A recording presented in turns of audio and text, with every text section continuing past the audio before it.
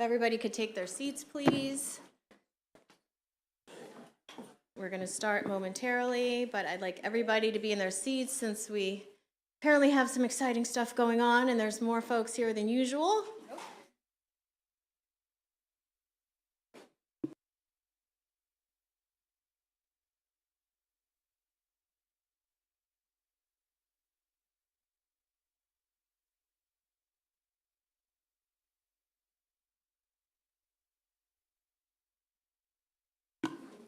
If I had some elevator music, I'd play it for everybody. Delegate Ebersol might sing for us.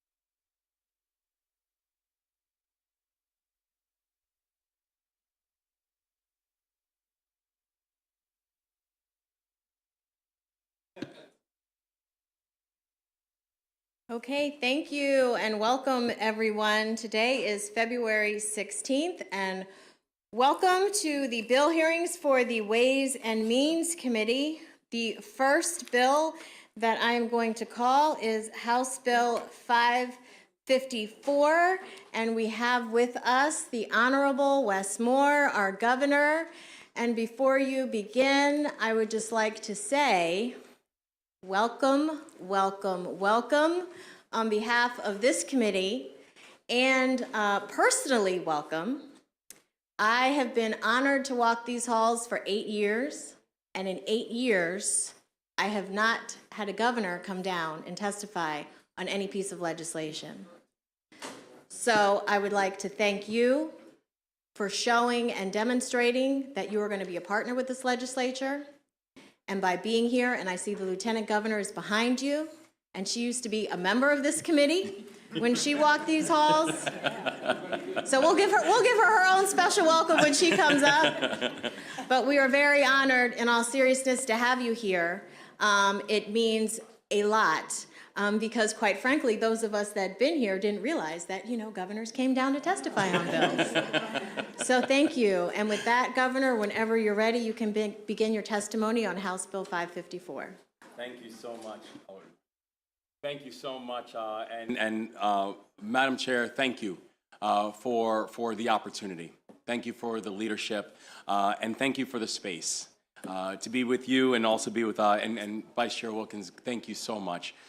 It really is. It's a joy to be here to stand in partnership with so many of you in the legislature, but also to stand in partnership with the many Marylanders, my brothers and sisters, and our veterans inside this cause. And to all the members of the Ways and Means Committee, thank you for having me here and allowing me to testify. I know it has been a while since a governor has had a seat at this table. And I'm honored to be here to take that on. So for the record, my name is Wes Moore.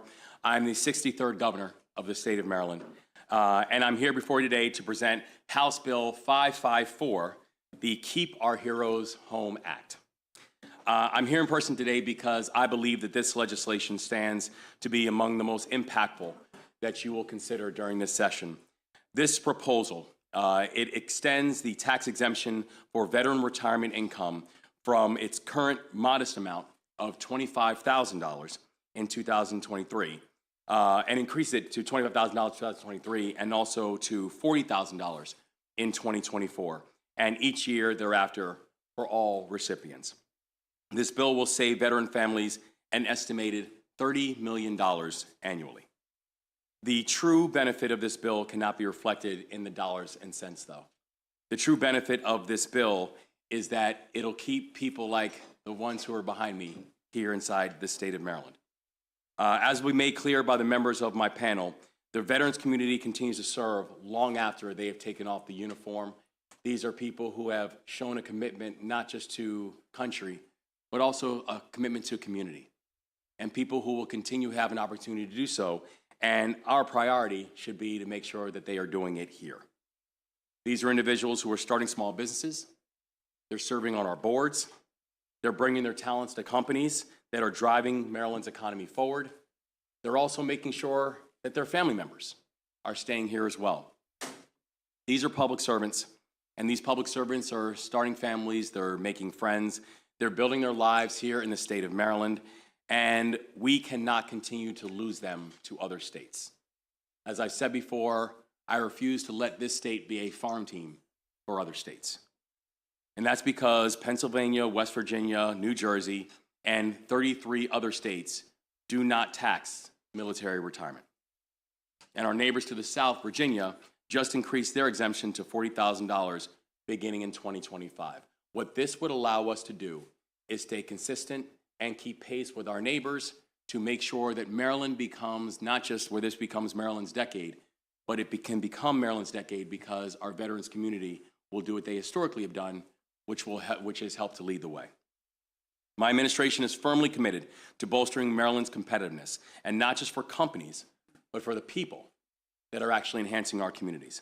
And that's exactly what this bill does. That's exactly what this proposal does. This proposal will keep veterans in our state. Veterans like Captain Heidi Fleming, who served for 24 years as an aviator in the Navy, during which time she was named the first female commanding officer of Pax River Naval Station. Now that she's retired from the military, she puts her skills to work for a private contractor here in the state of Maryland. This bill will keep veterans in the state like Carl Niemeyer, who following his military service went on to start Bernward Mechanical and Construction Solutions, which operates right here in Anne Arundel County and is strengthened by its all-union workforce. This legislation will keep people around, people like Sergeant Major Gloria Dent, who after 24 years of service now runs a nonprofit, a small business, and serves right here in Anne Arundel County on the Board of Education. These are veterans we need. These are veterans we want. These are the neighbors, these are the public servants, these are the community groups and the community group leaders that we want to have in our ranks.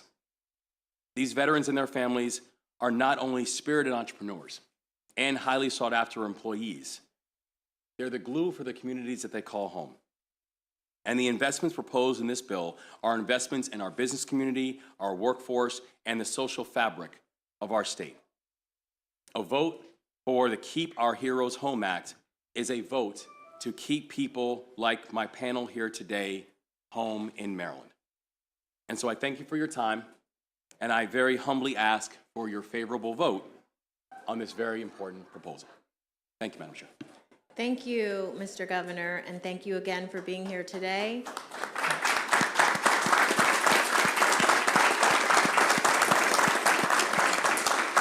And we know you're a little busy, so we happily excuse you at this time, and we'll call up your panel, if that's okay with you. Yes, ma'am. Thank you, Madam Chair. Thank you again. Thank you.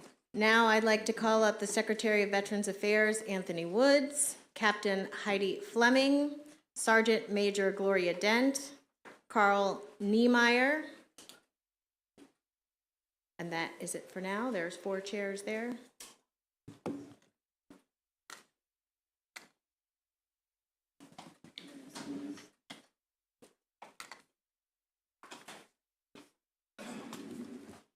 And Mr. Fallon, are you going to come up?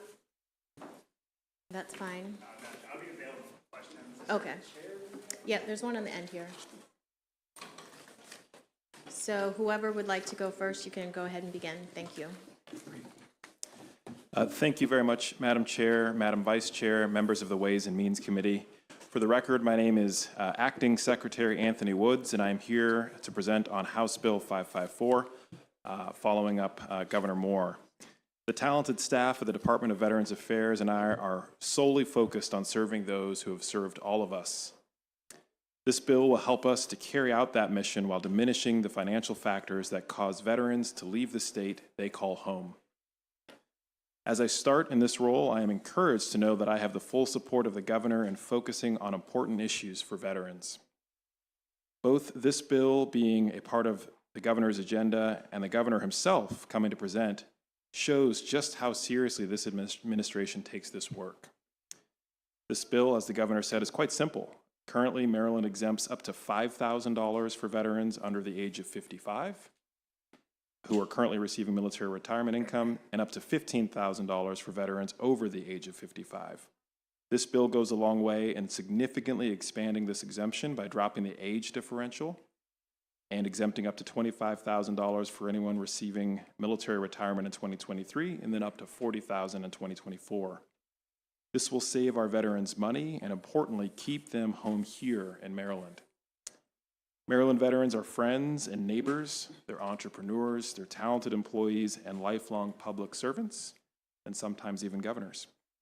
When it comes to bolstering our sense of community and attracting businesses with our highly trained workforce, the investment set forth in this bill will provide immediate returns on our investment. Thank you for your attention to this important proposal, and I ask the committee for a favorable support. Thank you. Good morning. My name is Gloria Dent, and I request your favorable support of House Bill 554. I'm a veteran. I'm a retired Army Command Sergeant Major. I'm a business owner. I'm a member of the Anne Arundel County Public School Systems Board of Education. I am also a member of Anne Arundel County's Workforce Development. I tell you this because I stand before you as a veteran knowing the importance of the impact that veterans are making on Maryland. Not only are we in our state house, we're also in our communities. As my nonprofit is Community Connections, we connect veterans on a daily basis to the resources that they need in their communities. Most importantly, they're working in their communities. I was in 2016 when I joined the Ability One program. It's a program that serves our wounded, ill, and injured veterans. My responsibility was for me to create employment opportunities for our wounded, ill, and injured veterans. By doing that, we had over 50,000 veterans that was wounded, ill, and injured throughout the United States. The most sought-after employer was here in the state of Maryland with the defense industries. They wanted veterans for their skill sets, for their expertise, for their diligence, for their reliability, but mostly they wanted them for their integrity. So as you consider House Bill 554, I ask that you consider not only are you bringing veterans home, but you're also considering the economic impact that they're making on Maryland. This year, Department of Veterans Affairs report on compensation and pension, Maryland received over $10 billion in benefits from veterans' compensation and pension. And if that doesn't create an economic impact, I ask you to look at the amount of money that you're asking to not tax on veterans' retirements. It's a little less than $27 million. So that impact alone should make you understand the importance of House Bill 554. I ask you to support 554 and keep our American heroes home. Thank you. Chairman Atterbury, Vice Chair Wilkins, members of the Ways and Means Committee, my name is Captain Heidi Fleming, and I come before you today in support of House Bill 554, the Keep Our Heroes Home Act. Thank you for the opportunity to provide my perspective. The views you hear from me today are mine alone and do not represent any organization. As a retired Navy captain, I've served all over the world as a naval flight officer in the P-3s and C-130s. I was fortunate to serve as the commanding officer of both Scientific Development Squadron 1 and Naval Air Station Patuxent River here in Maryland. Since retiring, I've stayed in the Pax River area, working in government affairs in the aerospace and defense industry, where my expertise lies. In my current work, I bring our business areas to Pax River, seeking future opportunities to grow and foster business pursuits within the naval aviation enterprise. With established trusting relationships in the Navy and in the local community in those former roles and 2 congressional affairs tours within acquisition lanes, this proved to be a transition where my skill sets were valuable. In giving back, I serve on numerous nonprofit boards. The Patuxent Partnership, Southern Maryland Navy Alliance, Historic St. Mary's City Commission, of which I am a House of Delegates representative, Senator Van Hollen's Academy Advisory Board, U.S. Naval Academy, Class of '89 Board of Directors, and Navy Mutual. As Pax River CO, I was able to represent the Navy to the embracing local community. As a Naval Academy graduate of the great institution, which is just blocks from here, I have experienced many formative years here in Maryland. It is the people, the natural beauty, and the location which drives my desire to stay in Maryland. However, soon I will research, just like many of my counterparts, where to stretch those military pension dollars. This is a frequent topic of discussion. The current tax on military pension is a factor on if I will continue to stay in Maryland upon full retirement. The Keep Our Heroes Home Act will be impactful to myself and others making that final decision on where to retire. Invest in the community, both in volunteering and financially supporting the economy. Retired military members and their families have lived a life of service to our nation while wearing its cloth. They serve their communities in all ways of volunteerism that you could imagine. How do you measure the value of this selfless giving to our communities and the people who reside within? It might be difficult to quantify financially, but the value of making a difference in the lives within a community enriches others and, in fact, builds up our communities. It is my hope that the Keep Our Heroes Home Act will be adopted and encourages veterans like myself and those of the panel to stay in Maryland upon retirement and continue giving back to their communities and the people within. I thank you for your time today, and I look forward to addressing any questions you might have.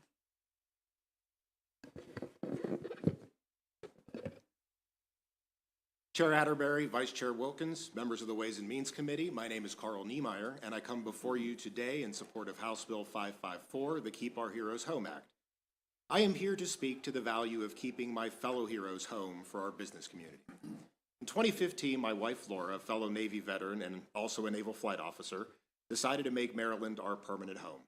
Not long after, we took a huge risk for a young family, and I founded Burnward Mechanical and Construction Solutions as a service-disabled, veteran-owned small business right here in Anne Arundel County. My vision was to provide best-in-class mechanical construction and service with an all-union workforce to the DMV with leadership, service, and dedication. Before that decision, I spent 10 years in the Navy's Civil Engineer Corps, where I was responsible for the construction of over $250 million in capital construction projects, had 2 deployments to Afghanistan with the U.S. Navy Seabees, and was responsible for the deployable training of over 6,000 expeditionary sailors. It was there that I not only learned what true leadership, service, and dedication was, but had the pleasure of witnessing firsthand the strength, the ingenuity, and the leadership of our sailors and our military brethren. I knew when I started my company that I would have 2 priorities: hire an all-union technical workforce for the best training and for the middle-class supporting benefits they provide, and to hire veterans at all ranks, especially in our leadership. This decision has shaped Burnward into a premier small business that is sought out for both for our culture and for our experience. And as a result, we were named the SBA's Baltimore District 2022 Veteran-Owned Small Business of the Year. As we've hired more veterans into our highest leadership positions and into our union workforce, we have continued to transform into a more efficient and effective company each day that truly understands and serves with pride the mission of our private, local, state, and federal clients. However, it's not easy to compete for the best veteran talent when a number of our best retirees immediately make the choice to settle in other states because of their significantly more generous tax policies on military retirement income. We have been successful in recruiting top talent through DoD's Skill Force program, an internship that allows retirees to spend their last 6 months on active duty working for companies like mine, and through the Helmets to Hard Hats program that allows our military construction experts like the Seabees and Red Horse and such to take their military experience and skills and translate it to the civilian workforce in a trade union. Unfortunately, though, this pool of available talent is far smaller than it should be because of the choice many make to not retire here in Maryland. I'm asking you today for a favorable report on House Bill 554. Not only to give our veteran retirees a reason to make Maryland their permanent home like my family did, but also to support our small business community. When us veterans come together like we have here today, we know we can accomplish any mission no matter how challenging. And when our business community is able to employ and retain veterans, I can say with complete confidence that Maryland will lead the country with industry-leading companies in every economic sector. Thank you for your time today. Thank you. Committee, are there any questions for any members of this panel? Okay, seeing none, thank you very much. The next folks I will call up that are in favor to testify, and we will resume using our 2-minute timer here. David Dragix, John Church, and Major Retired Emmett Roberts.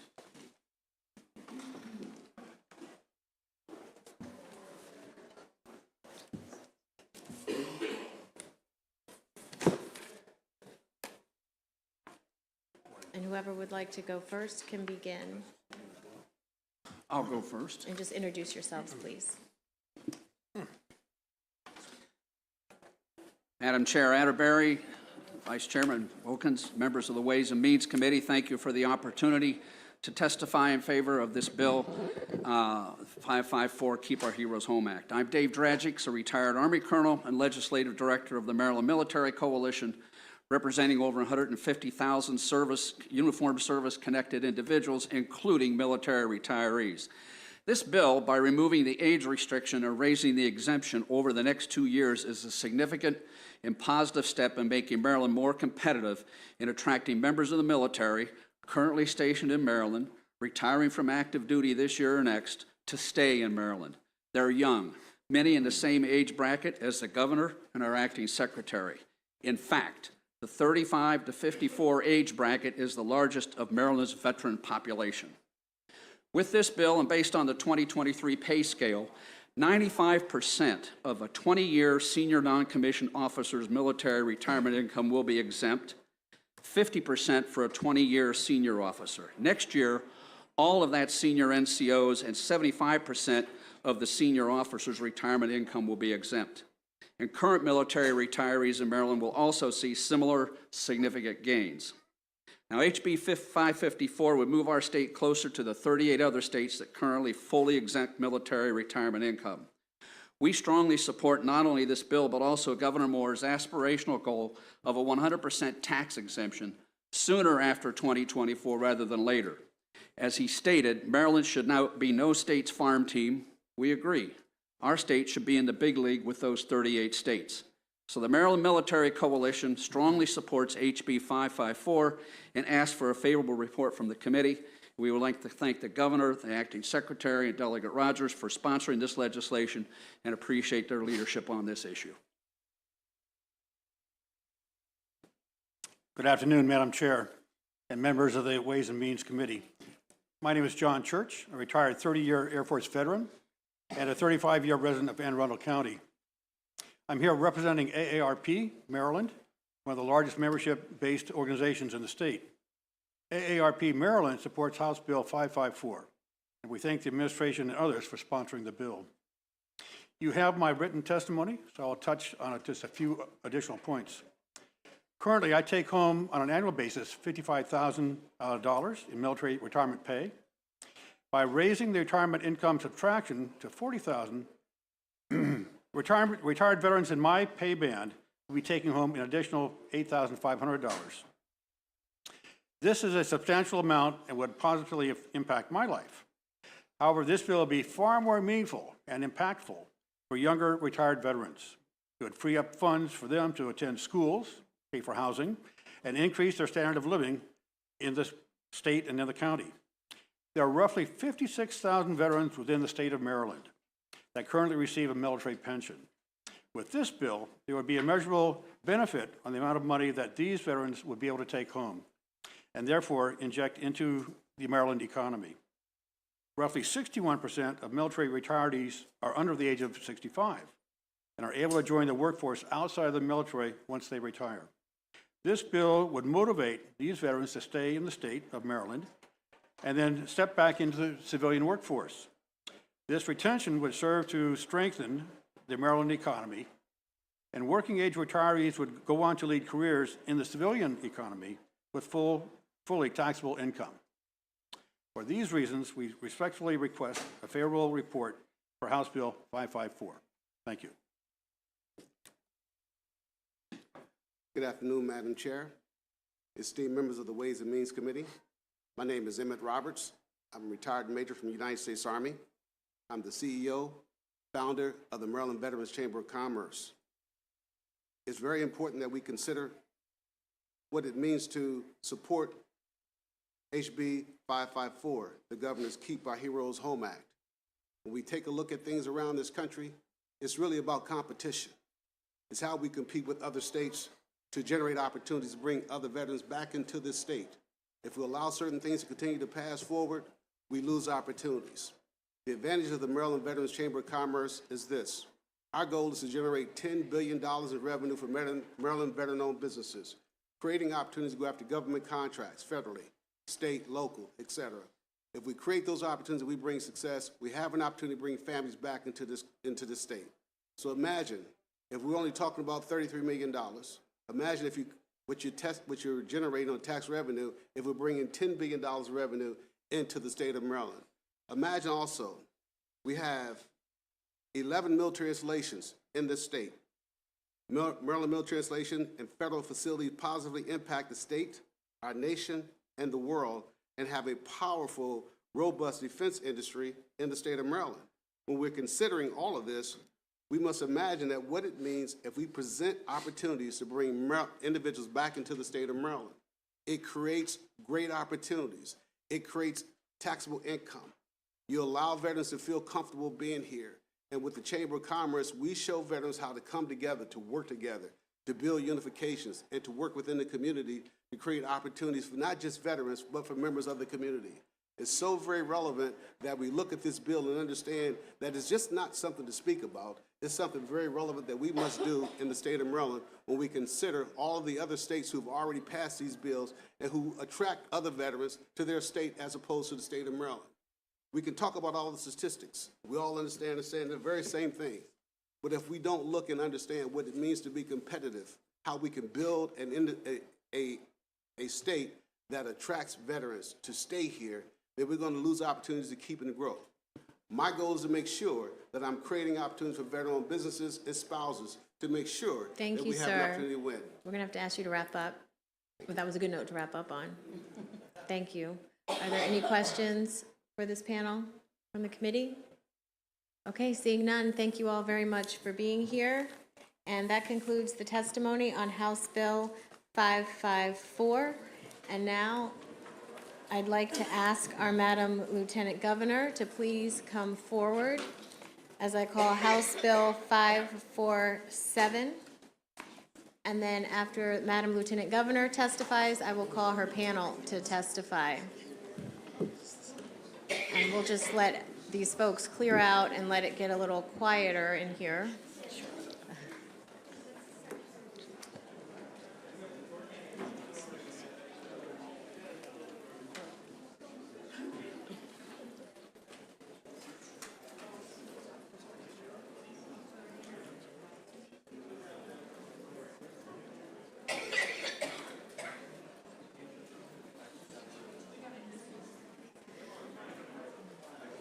So one, we want to give you the same welcome and the same warm greetings that we gave our governor, because in my 8 years of being here, I haven't had a lieutenant governor come down and testify on any legislation. And I know this is home for you because you were a member of this committee when you walked these halls. So for that, you get a round of applause.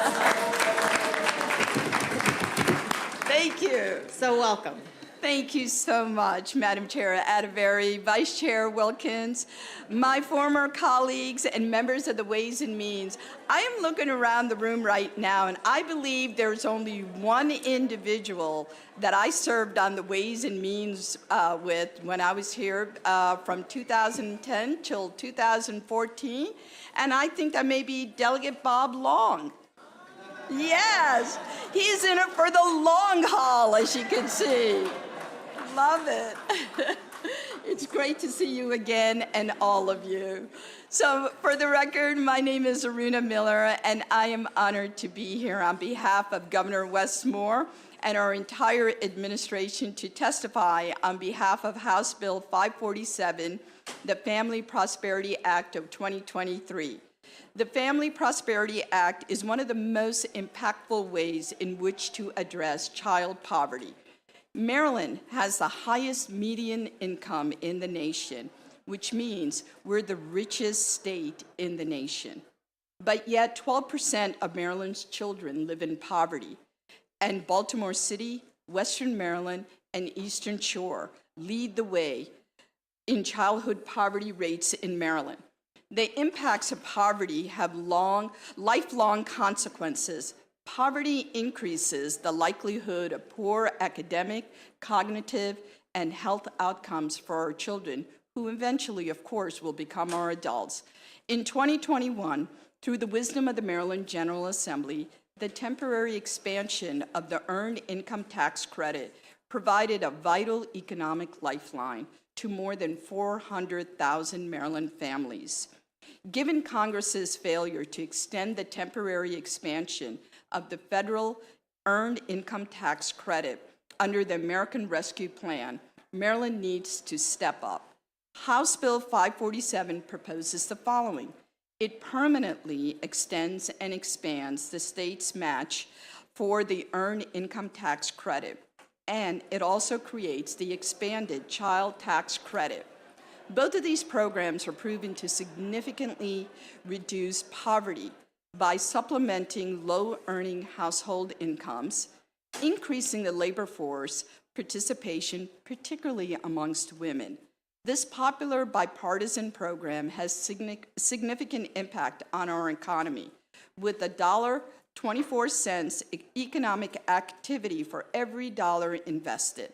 The Family Prosperity Act of 2023 also expands the Child Tax Credit.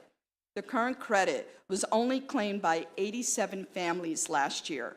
House Bill 547 would expand the credit for families with children 5 and under, allowing families of 40,000 Maryland children eligible to receive it. And it would also improve, of course, their educational, economic outcomes of our children.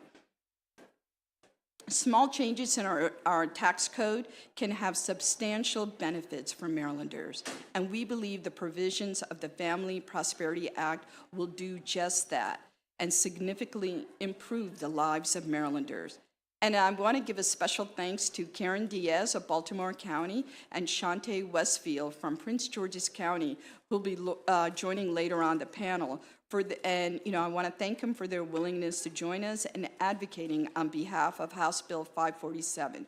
And I want to thank each and every one of you for the leadership that you provide in our great state and in this great committee, Ways and Means. And I ask that you will give a favorable report, and thank you so much for having me home back again. Thank you. Thank you. Thank you very much. And you are excused. We know you are busy too, so we will call up your panel.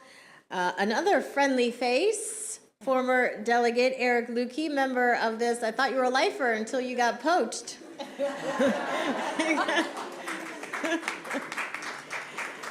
Callie Shumitz, Tanya Moore, Maritz Guzman, and Shante Westfield, please all come forward.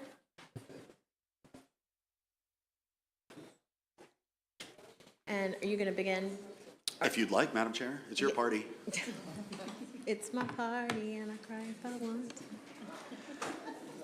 Madam Chair, members of the committee, for the record, Eric Ludke, Chief Legislative Officer to Governor Wes Moore and a former member of the best committee in the Maryland House of Delegates.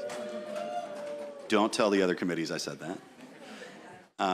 I can't add much to what the Lieutenant Governor just said, but I want to highlight a couple things. One is the theme that the Governor and Lieutenant Governor have consistently highlighted, which is the theme of partnership. This administration sees the work of state government as a partnership between the legislative branch and the executive branch. And this bill, I think, is a prime example of that because it extends and builds on extraordinary work done over many years by members of this very committee, including you, Madam Chair, including Vice Chair Wilkins, who's long championed stronger EITC policies, including Delegate Polakovich-Carr, who's long championed stronger child tax credit policies. Now, you all know that before I was chief legislative officer, I was a college professor, and I spent a lot of time reading literature, peer-reviewed literature, reports by the Congressional Research Service, white papers. If you look at the literature on child poverty across the board, every single piece of literature highlights two policies as key to ending child poverty. And those are the two policies in this bill: a strong earned income tax credit and a strong child tax credit. These are proven programs. They are bipartisan programs. The largest increase ever in the EITC was championed by President Reagan back in the 1980s. They are programs that we know work. In fact, if the federal EITC did not exist, we would have as much as 25 or 30% more poverty in this country than we do now. So the Lieutenant Governor pointed out a fact of which, frankly, we should all be somewhat ashamed. We are the richest country, or sorry, the richest state in the richest country in the history of the world, and 1 in 8 children are growing up in poverty in this state. They go home, they don't have enough food to eat, they don't have shelter over their heads, they're wearing the same clothes because they can't afford new clothes. That's unacceptable, and we can do better. The policies in this bill will lift tens of thousands of Maryland families out of poverty. Thank you for the time, and I urge a favorable report. Thank you. And Ms. Shumitz, you can go next. We are going to use our timer. Sure. So go ahead. Thank you, Chair Atterbury, Vice Chair Wilkins, and members of the committee. My name is Callie Shumitz. I'm with the Maryland Center on Economic Policy, and we have long advocated for strengthening Maryland's working family tax credits because they are among the most proven anti-poverty tools that we have. And we definitely appreciate the past support of this committee and the legislature for a variety of measures to expand and strengthen the earned income tax credit and create a child tax credit. We thank the governor for introducing the Family Prosperity Act as the next step forward. There is extensive research, as you just heard, that shows the benefit of working family tax credits. The combination of state and federal tax credits lift incomes for thousands of Maryland families above the poverty line each year, and this is particularly important for families with children. Increasing families' income not only improves a child's immediate well-being, research shows it's associated with better health, long-term, more schooling, more hours worked, and higher earnings in adulthood. House Bill 547 does two important things. First, it ensures that we maintain the stronger EITC that the legislature enacted in 2021 and not pull back economic support at a time when many families are still struggling with higher costs for rent, food, gas, and other basic expenses. And as the temporary expansions of a range of different federal assistance programs are about to expire. And it also builds on the modest child tax credit that the legislature enacted in 2021. The child tax credit piece is particularly important because it's focused on the lowest income Maryland families with young children who are now once again left out of receiving the full federal child tax credit now that the American Rescue Plan Act provisions have expired. A $500 per child credit will make a significant difference for those families and the children who experience the benefits of greater economic security. So we'd ask for a favorable report on House Bill 547. Thank you. Thank you. Chairwoman Atterbury, Vice Chair, members of the committee, thank you for the opportunity to provide testimony in support of House Bill 547. My name is Tanea Moore, and I'm the Senior Policy Manager with the CASH Campaign of Maryland. CASH stands for Creating Assets, Savings, and Hope, and we are a nonprofit organization that promotes economic advancement for low to moderate income families and individuals in Baltimore and across the state of Maryland. CASH also co-leads the Tax Credits for Maryland Families Coalition with the Maryland Center on Economic Policy and CASA. We are a coalition of community-led organizations, nonprofits, and Marylanders who works together to strengthen the tax credits that gives hundreds of thousands of working families in Maryland the opportunity to thrive, such as the Earned Income Tax Credit and Child Tax Credit. We support the Family Prosperity Act because it will permanently expand Maryland's EITC and CTC, some of the most important tools Maryland has to lift working families out of poverty. For example, last year, the EITC expansions increased the expected average state credit to about $1,100, which over 400,000 Marylanders were able to benefit from this. It also made the EITC more valuable for workers who are unable to claim dependents. These are people such as first-time expected mothers, aging out foster youth, non-custodial parents, and young veterans. Last but not least, the expansions included about 100,000 immigrant taxpayers who have been previously left out of receiving the EITC and other COVID relief efforts. Mentioned earlier, this legislation will also permanently expand the state's CTC to include more low-income families and directly combat childhood poverty. Putting money directly into the pockets of low-income families helps them to be able to afford things such as food, medical expenses, child care expenses, and other necessities that children need to thrive. With the rising cost of living, we must continue to help Maryland's working families make ends meet. For these reasons, we encourage a favorable report, and thank you. Let's switch.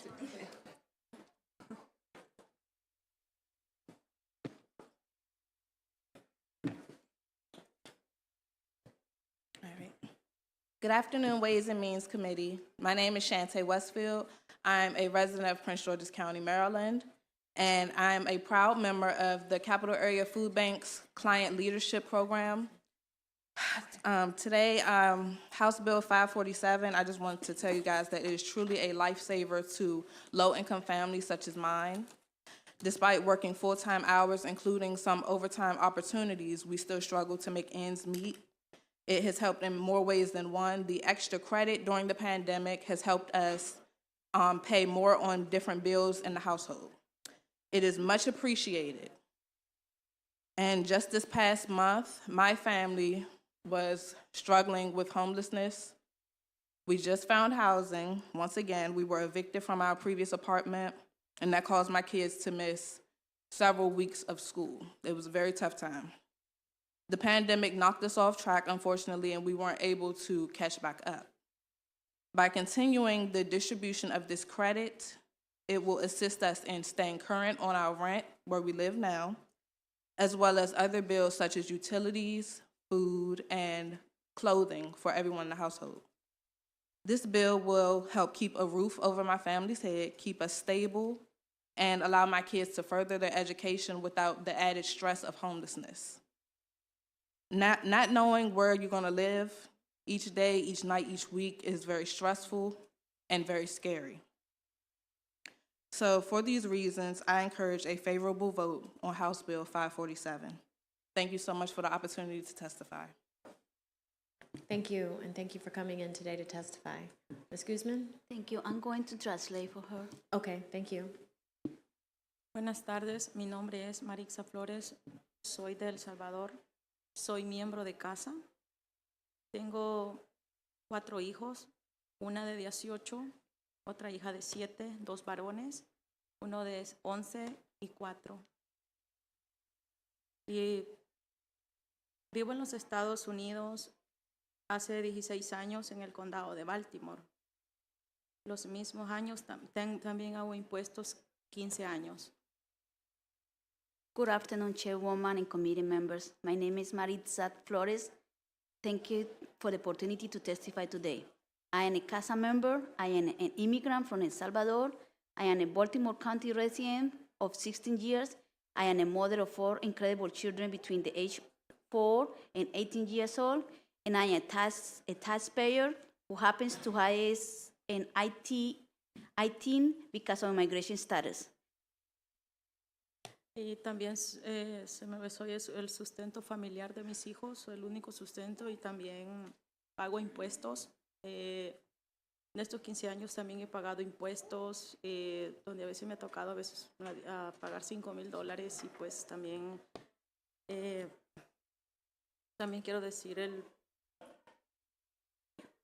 Because of the emergency EITC law that was passed, I was able to receive the EITC for the first time in my life after paying taxes here for 15 years. I even pay around $50,000 of taxes. I received $800 in my refund, and for me it was a great importance. y por el ingreso extendido por la primera vez en 15 años, he recibido un crédito de alivio económico extra de $800. En ese tiempo que llegó para mí fue de una gran importancia.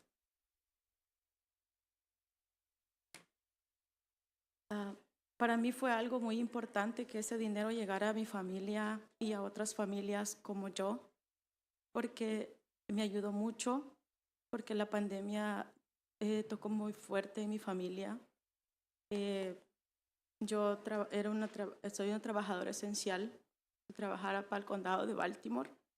Siempre me levantaba todos los días con el miedo de infectarme o de llevar la infección a mi casa por mis hijos, pero luchaba para el país y para tener sustento en mi casa. Y fue muy duro porque fui infectada del coronavirus y para mí fue muy doloroso saber con mi aislamiento si iba a volver a ver a mis hijos, mi familia. Y al saber que este dinero llegó a mí, me ayudó muchísimo en ese momento, tanto como para mí y a otras familias. At the time we were in the middle of the pandemic caused me many problems. I got COVID, I lost my job, and I had no other income except my savings. There were many times that I could not buy basic things that were needed in my house. And with that relief they gave us, and with the relief that they gave us, I was be able to cover my expenses for my children. Now I am back to work. I am an essential worker, working in the area of agriculture, where I contribute to our state. Y por eso les pido que no quiten el alivio económico, porque nosotros lo necesitamos. Porque sé que son $800, pero para nosotros es algo muy importante, porque hace la diferencia en nuestra familia. Podemos solventar los gastos de nuestra familia, la renta, cubrir, porque solo tenemos un tax ID, a veces nuestras puertas se cierran. Y cuando la pandemia, cuando el virus toca tu puerta, no respeta, en la pandemia. Y yo les pido que nos apoyen, porque habemos muchos que tenemos tax ID y también hacemos impuestos, y les pido que nos apoyen en esta ley. Y como les dije, soy una trabajadora esencial de agricultura, y pues lo que les quiero pedir en este día es que no quiero que yo quiero que termine, que el crédito tributario, pues que siempre nos sigan como que eso es que yo todavía sí necesito ese crédito tributario para esos $800 para mi familia, porque tal vez para uno no es mucho, pero para nuestra familia sí es bastante, porque nos ayuda mucho a nuestros hijos. Y les pido por favor que nos apoyen a que esto se extienda para siempre.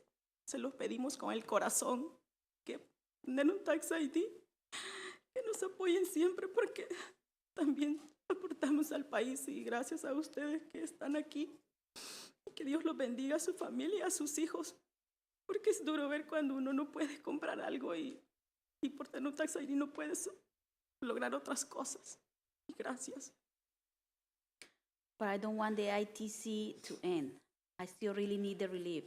Maybe for some people, the extra money doesn't like a big deal. But for me, an extra $100 a year would make a big difference for me and my family. From putting food on the table to making sure that my children, everything they need at home and at school. This bill will help everyone, and it will especially help me, the immigrant community. Please make it really permanent by passing this bill. Thank you for your time. Thank you all very much. Questions from the committee? Delegate Buckle. Thank you, Madam Chair. I guess this is mainly for our good friend and former colleague, Mr. Lutke. I always call you Delegate Lutke, Mr. Lutke. Just Eric now. So. Yeah, as you well know, I like a lot of things. I think a lot of people on our side of the aisle like a lot of things about the bill. We particularly like the focus and appreciate the intent of trying to deal with eliminating child poverty. This bill isn't going to do it on its own. I think we all know that. There's a lot of things that have to be done. One particular provision of the bill that I have a little bit of a concern about that has really nothing to do with child poverty, because it applies to people who don't have any children or qualifying children. They may have older age children. And that is, we used to put a cap on the refundable portion of the credit, the amount of money that you get back in your pocket as opposed to just eliminating your tax liabilities, at $530. Because there was a decision made of, hey, you're basically getting a check for $530 or up to $530 of other state taxpayers' money. as an incentive for you to, to work as opposed to just simply be on a pure benefit basis. For whatever reason, we've eliminated that in the bill. In the governor's bill, there is no more $530 cap on that. And so the refundable portion, the payment back to them from other people's money, so to speak, other taxpayers' money, would be unlimited. Can you explain to me, like, A, what the real rationale is? I mean, I understand trying to incentivize people, but then B, is there a way to break that out in the fiscal analysis? The fiscal analysis has a fairly high number for what the expansion of the EITC credit will cost. Mm-hmm. What is that particular portion of it that, I think, to be fair, really doesn't have anything to do with child poverty, with families necessarily? It's a separate incentive structure. So, first of all, I agree that this bill alone will not fix the problem of child poverty. The problem is large and complex, and that's why we've also introduced the Fair Wage Act, and I look forward to you voting for the I don't think that one will minimum get there wage either, proposal. but I love you. I don't think that'll get there, but So on that particular provision, first of all, I mean, to take a step back, one way to think of the EITC is as helping to refund people for payroll taxes that are removed from their income, right? And those payroll taxes exist whether or not you have dependent children. Under the federal EITC, there's a much larger benefit for families with dependent children than for taxpayers without dependent children. And that's why in the legislation that was passed by the legislature in 2021, and that this bill would continue, the match structure matches the individuals without dependent children at 100% of the federal level.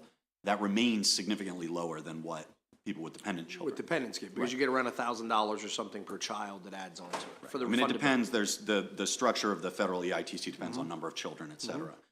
With this particular provision, the $530 cap was put in 2 years ago, in part because of uncertainty around state finances during the pandemic. That uncertainty no longer exists. We are obviously in much better fiscal shape than we thought we'd be in early in the pandemic. In addition to that, the $530 is an arbitrary number, and it doesn't account for the fact that the taxes workers pay, including their payroll taxes, and expenses that workers accrue in buying basic things have increased over time, particularly as a result of the significant inflation we've seen recently. So the actual impact of this on one of those taxpayers, and Ms. Shumitz or Ms. Moore may be able to help a little bit. It's up to around $560 at the federal credit. Yes. So it won't be much more than that.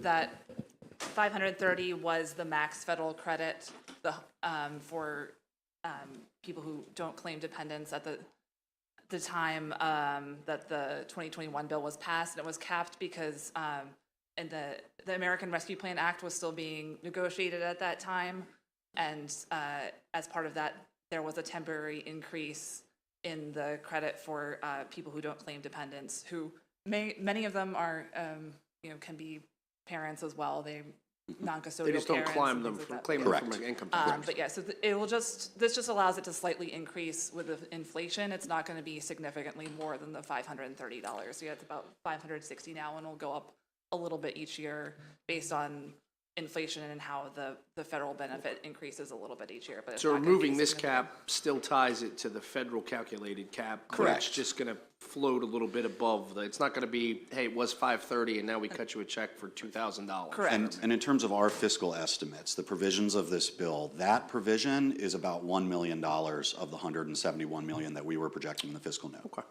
Thank you for that information. Any other questions for a member of this panel?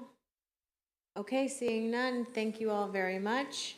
Next, I'd like to call forward Julia Lemp, Ann Waldstedt, Angela Martin, Matthew Lopez, and Robin Kinney.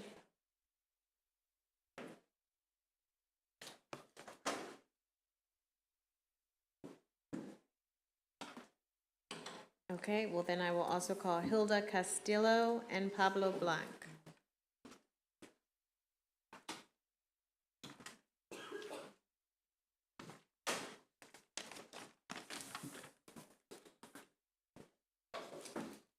And whoever would like to go start, you can begin, and everyone will have 2 minutes. Okay, I can start just because I'm already seated. Thank you. My name is Ann Wallerstedt. I'm the Senior Director of Government Relations for the Maryland Food Bank.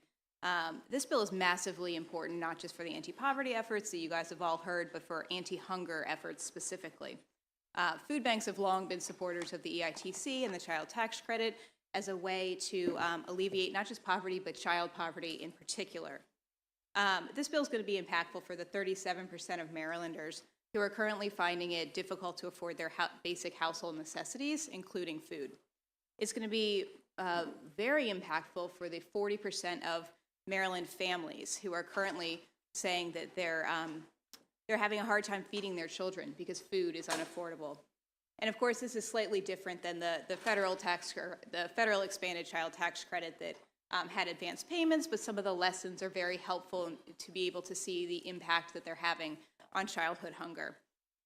In the weeks following a child tax credit payment back in 2021, child food insufficiency rates for those making under $35,000, the lowest income bracket, decreased significantly. We're talking from like 30% down to 7%.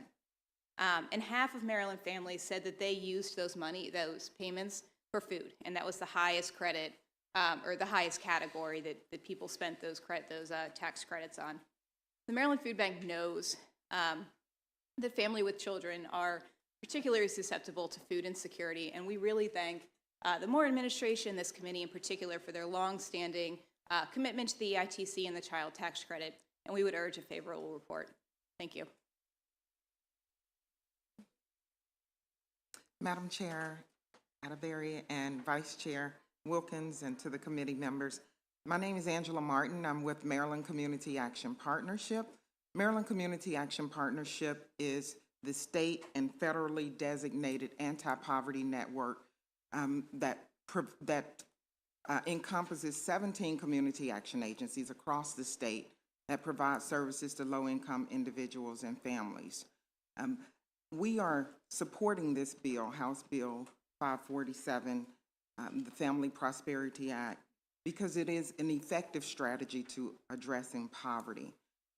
We well know what it takes to really move people towards economic security, economic mobility.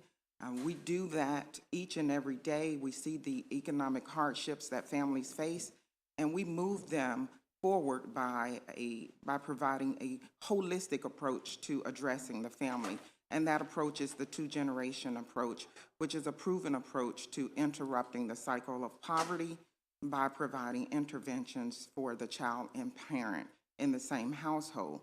House Bill 547 will support and strengthen our efforts to move families forward by affording them with the ability to afford their basic necessities, as well as providing them with funding to invest in their future.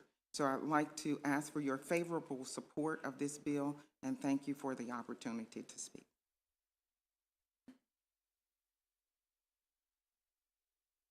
Who would like to go next? Okay, I will go next.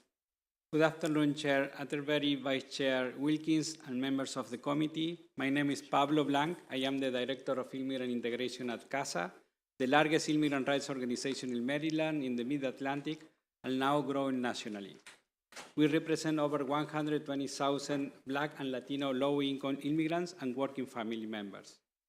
CASA strongly supports the Family Prosperity Act of 2023 and thanks the administration for their leadership and championship in this poverty-reducing legislation. As many of the committee know, CASA worked very closely with all of you 3 years ago to ensure that IT holders, particularly, are eligible for the ITC. Through CASA partnership with the IRS, CASA hosts several trilingual and bilingual VITA sites preparing taxes for free for a large population of ITIN holders. It is important for workers who file taxes with an ITIN to maintain eligibility for the Maryland EITC.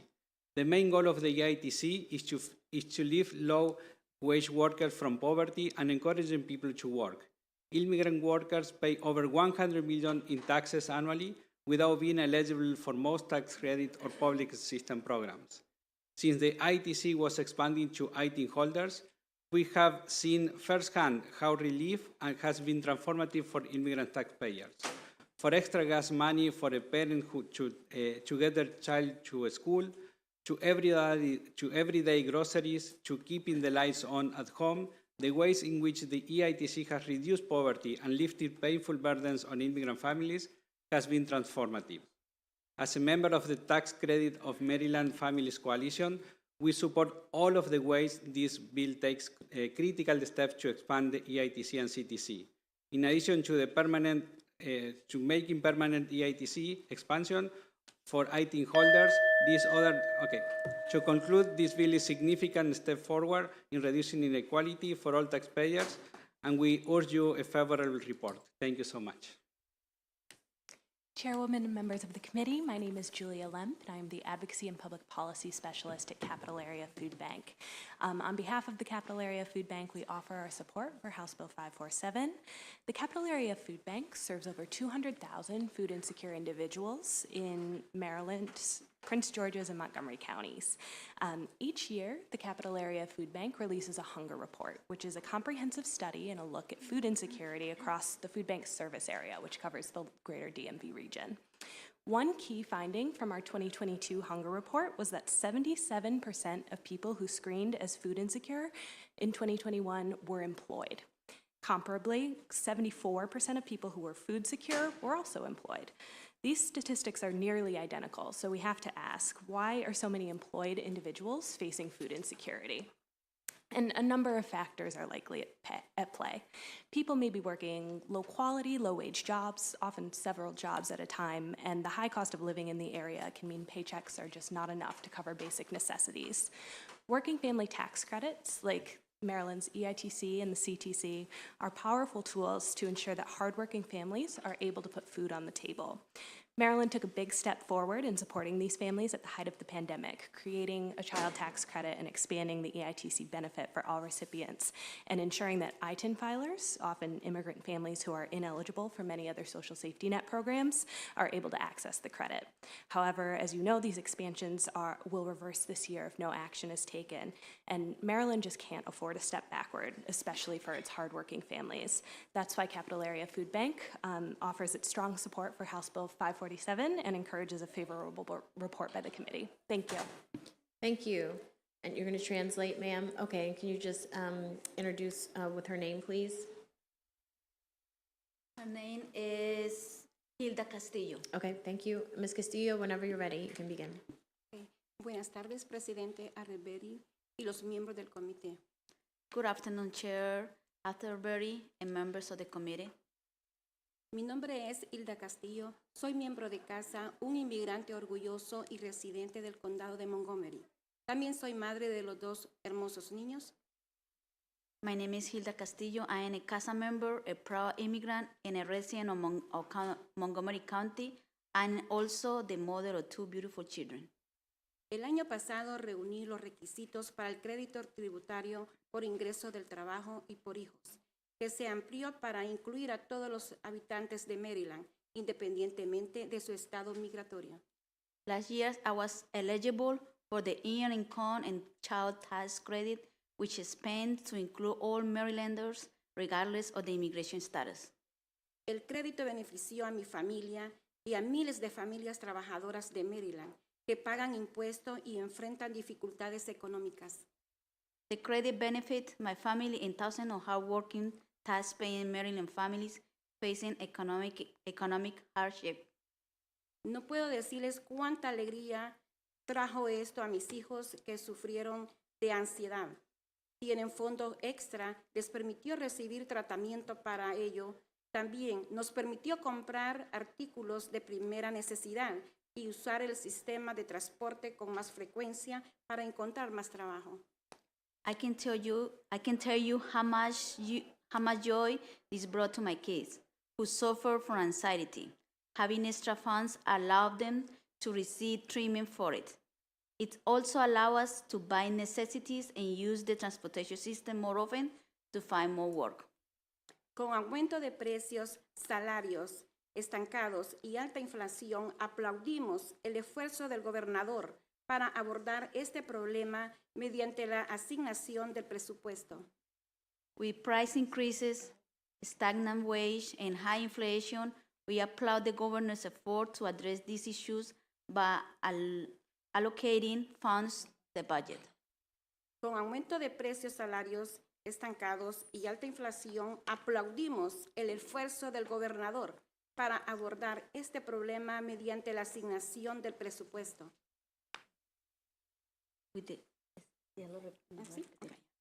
Estoy aquí para pedirles que nos apoyen y hagan que el programa sea permanente. I am here to ask you for your support to ensure this program is made permanent. El esfuerzo y el apoyo de cada uno de ustedes hace que una comunidad o una familia salga adelante acá en Estados Unidos y en Maryland. Muchísimas gracias y que Dios les bendiga. The effort and the support that you make to a community make the many families. ¿Comunidad? Muchas familias traen. The many families have. Thank you so much.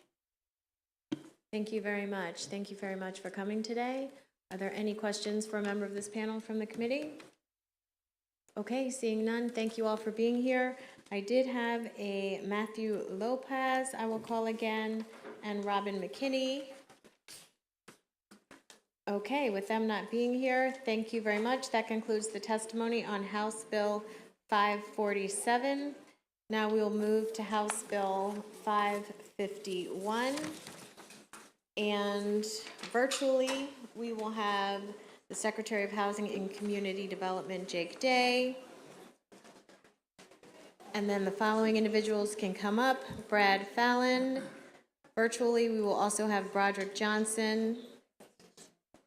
And then Drew Van Dopp is here, and Craig Rice, former councilman. Welcome. Now, you were not on this committee, right? You were on ECM. I'm just guessing. You were on this committee? Oh, well, you got to get a... Okay. Okay. Oh, yeah, you know, you're Montgomery County. She's about to kill me up here. Yes, he was. Okay. All right, let's make sure our virtual folks are here, because I believe our secretary is kicking it off, so let's just get him up here. Okay, Mr. Secretary, whenever you are ready. Okay, give me 1 second, Madam Chair. Can you hear me all right? Yes, perfect. Okay, excellent. Well, first of all, I just want to say thank you so much for accommodating me remotely in South Carolina in sort of my last role as a mayor, speaking to other mayors here in South Carolina. So, Madam Chair, Madam Vice Chair, members of the Ways and Means Committee, thank you and good afternoon. For the record, my name is Secretary Jake Day, Acting Secretary Jake Day, forgive me, and I'm here to present House Bill 551 on behalf of Governor Moore. Since the earlier months of the COVID-19 pandemic, Marylanders have been keenly aware of the limitations that a lack of quality internet service places on a person. Whether that's a limitation placed on a child who can't access materials to help them learn, or a limitation placed on a Marylander who's out of work, unable to find the next opportunity, or on someone who wants to develop professionally but doesn't have access to the powerful tools that can be found online. From a safety, education, workforce, and quality of life perspective, access to the internet and to the information that it holds is essential in today's world. But for too many in Maryland, the reality is that they simply can't access the internet from their homes because of the network not yet being built. President Biden and Congress recognized this and passed legislation to make a once in a generation investment in broadband infrastructure through grants processed by the state. This presents Maryland with an opportunity to finally build out this network and to ensure that no community and no person is left behind as we bring everybody into the digital age. So these federal infrastructure grants have the potential to transform our communities. But as of right now, we're required to redirect some of these funds. As a result of the 2017 Tax Cuts and Jobs Act, starting this year, the state must assess these grants as income and tax them as such. We're the only state in the region to apply sales tax to broadband infrastructure equipment. So together, those things diminish the impact that these funds can have in building out a robust network in Maryland. The Broadband Expansion Incentive Act allows companies receiving these federal grants to decouple and avoid paying income taxes on them. The legislation, as amended, We'll also create the Broadband Infrastructure Expansion Rebate Program within my department to refund up to $2 million of sales tax paid on this equipment so that the funds can be reinvested in our communities.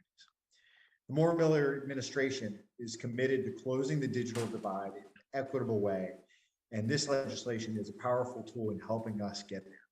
I want to thank you, thank your entire committee, Madam Chair, for your attention, and I ask the committee to vote favorably. Thank you. And whoever would like to go next? I'll go first, Madam Chair. Thank you, Madam Chair and Vice Chair, and thank you, Mr. Secretary, for laying out what this bill seeks to accomplish. And just by the way, I was never a member, obviously, of this committee, but I staffed a member for 3 years, so I still feel a little bit at home right now. We'll give you a round of applause. Oh my God, Show him some love. For the record, my name is Brad Fallon, and I'm a Deputy Legislative Officer in the Office of the Governor. I'm really here just to speak to the technical details of the bill, and I'll let our great panel speak to the overarching goals. But to kick us off, I want to let you know that the bill is coming in with amendments that you should all have by tomorrow. The Ways and Means Committee's very own and very talented counsel, George Butler, is helping us with these. And if he says they weren't ready to go today, I trust that man with my life. So we'll have them to you tomorrow, but I'll walk you through what those do here today. Kind of with the hectic transition and taking office during the legislative session, we put this forward, but ended up feeling that we needed to tighten it up before we was ready for a vote by you all. With the amendments, the bill seeks to accomplish two things. First, it establishes the Broadband Infrastructure Expansion Rebate Program within the Office of Statewide Broadband at DHCD. This program will reimburse companies for sales tax paid while procuring broadband network equipment. Second, the bill will allow companies to decouple federal broadband grants from their taxable income starting this tax year. To the second point first, companies did not previously need to claim these grants as taxable income. However, with the passage of the 2017 Tax Cuts and Jobs Act, beginning this year, the federal government is required to assess these grants as income. And since the state tax law conforms with federal tax code, this means that Maryland must start doing the same. This means that the impact of the once-in-a-generational federal investment in broadband networks will be diminished as we are looking to connect underserved communities and close the digital divide around the state. The decoupling provision in the bill softens this and allows these federal grants to be used as they were intended. I would also note that there is a bill in both chambers of Congress to accomplish the same nationally that has bipartisan support and looks likely to move. To the amendment, instead of exempting all broadband network purchases from sales tax, as the initial language reads, the governor is proposing that a rebate program be created to reimburse companies for up to $2 million annually for these purchases. Every state that borders Maryland already exempts these purchases from sales tax completely, and this rebate program will help ensure that Maryland is competitive and is not the last state in the region to see investment using these federal dollars, since they don't go as far as they would in, say, Virginia or Pennsylvania or any of our bordering states. This program will be funded at $10 million through a supplemental budget this year, and awards will be granted on a first-come, first-served basis. With that description of the technical language, I'll conclude my testimony. Happy to answer any questions that the committee might have, but thank you for the opportunity, and I ask for a favorable report. Thank you. Sir, would you like to go next? At your disposal. Okay, yep, go ahead, please.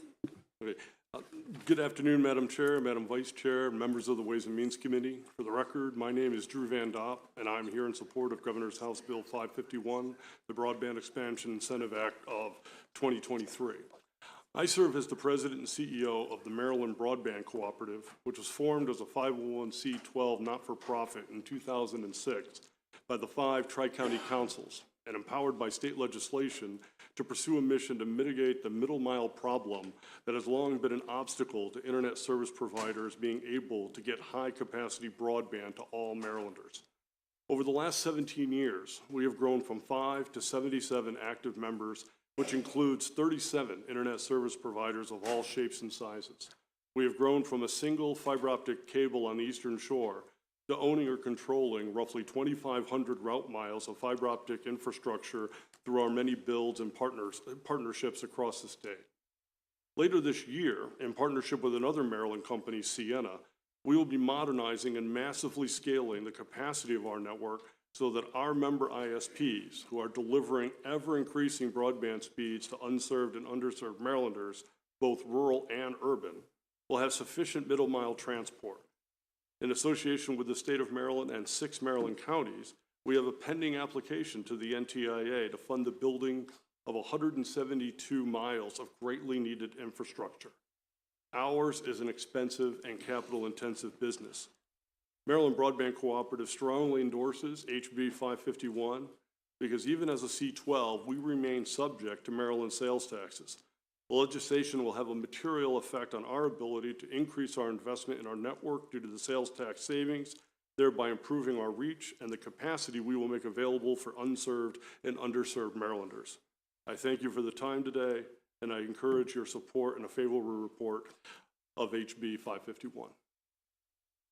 Thank you.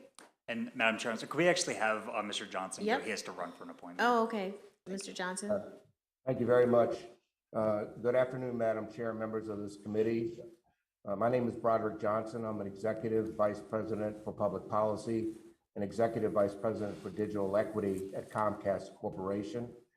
It's an esteemed honor to testify virtually before you today in support of House Bill 551, which I urge this committee to vote favorably. This bill will accelerate progress toward achieving digital equity in the state of Maryland. This legislation provides incentives to allow the broadband investments made in Maryland by internet service providers like Comcast to go even further in bringing us closer to bridging the state's digital divide. We are at a true moment of transformative opportunity.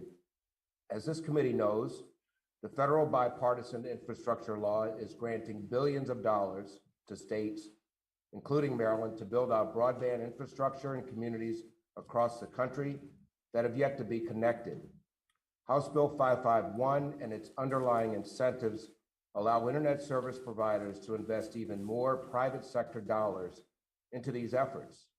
The impact of the bill will be to make even more money available for the actual equipment that is necessary to build networks in areas of this state that are hardest to serve.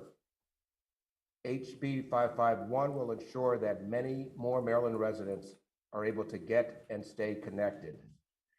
We all know that the world is rapidly changing, and to truly participate in the opportunities available, the people of this state and across this nation need reliable, high-speed broadband. A study released last week by the National Skills Coalition found that 92% of jobs require digital skills. To grow our economy for the jobs of today and the jobs of tomorrow, we need everyone to be connected to the internet. As a proud native of Baltimore, I could not be more excited about the unlimited possibilities that broadband can bring to residents of Charm City and across this beautiful state.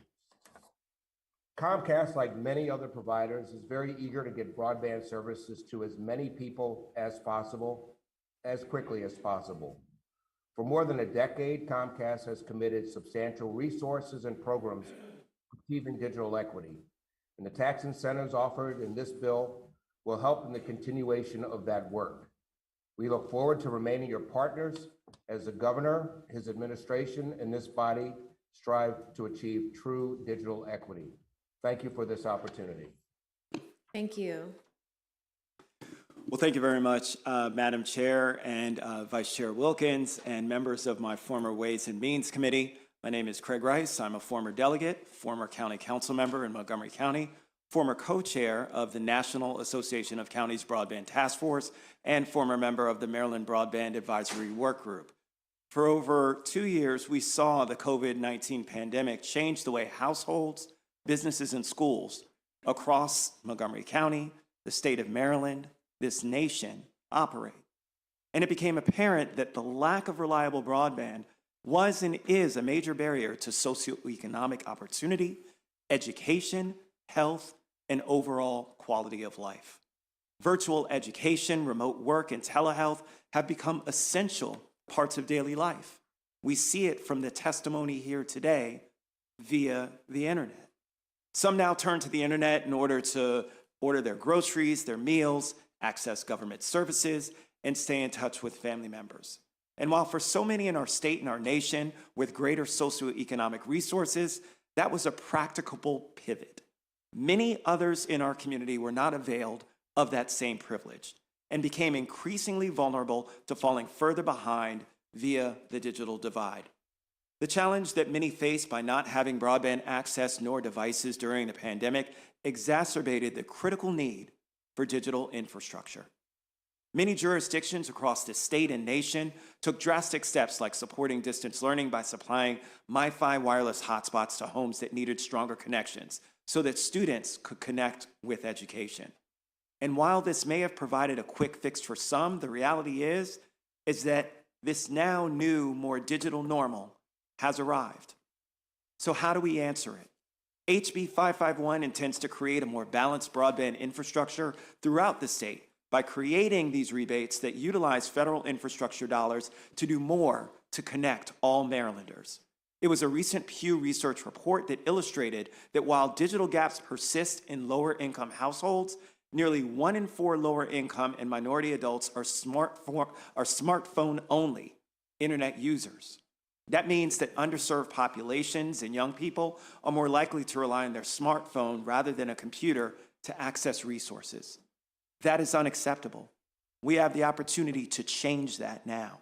We must create digital equity in our state by connecting our residents to affordable, reliable, high-speed service, ensuring that they have devices as well as digital skills to navigate them and create opportunities for them to not just be a part of the digital environment that we find ourselves in, but to also enter into digital career pathways of the present and the future.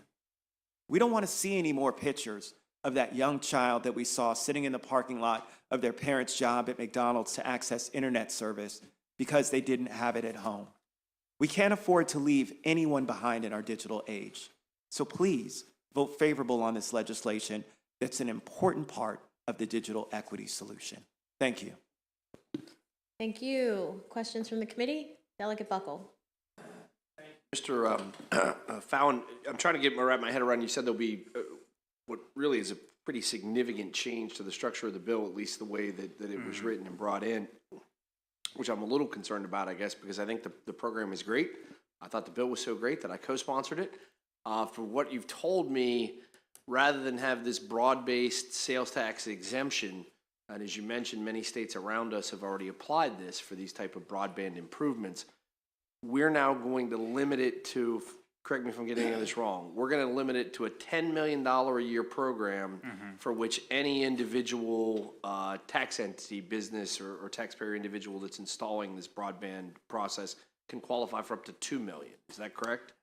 Well, a couple points there. Sure. It's not anybody. It's not any individual taxpayer. It'd be companies laying down this network equipment. Frankly, this is based off of not having great data of the fiscal impact and looking at the very, very high end. And we need to make sure that we're being careful with the budget, frankly, which I know is something that you say often. Sure. So this is saying, okay, we know how much is being spent into the state. We know how impactful $10 million can be and $2 million to a company. Frankly, there are many smaller providers in the state that aren't going to pay $2 million in sales tax, and they'll get a reimbursement to make sure that these grants go as far as they were intended to go, right? So whether that's a few $100,000 or it turns into $2 million, this allows us to understand where the costs are going and not find out on the other end once we take the budgetary impact. The other part of the bill is the decoupling provision. That's remained Which will stay the intact. same. Right, and that is scored at $25 to $30 million. Those savings are across the board, of course, so that remains constant. So that's what, yeah, I'm looking at the fiscal, I mean, it seems to be a disconnect between what I think is the common sense of it. I mean, if we cap it at $10 million for the sales and use tax, you're no longer doing it as an exemption, you're doing it as a rebate. If it has 10 million, they're estimating, DLS is estimating that this would be a $160 to $170 odd million program, which would sound pretty robust. 10 million in comparison sounds fairly small. And then the income tax exemption, the decoupling, they're estimating somewhere 4.5, 6 point, well, including the TTF, you know, they're talking about 6 to 8 million. So that component of it would stay the same. Is there any concern that by capping it at 10 million and making it a rebate, we're going to lose a lot of, I'm very worried about getting broadband everywhere. I'm very worried about it costs more to do it. sometimes in rural communities, and it costs more to do it sometimes in very dense urban communities that have very aging infrastructure that you have to cut through the infrastructure to put it in.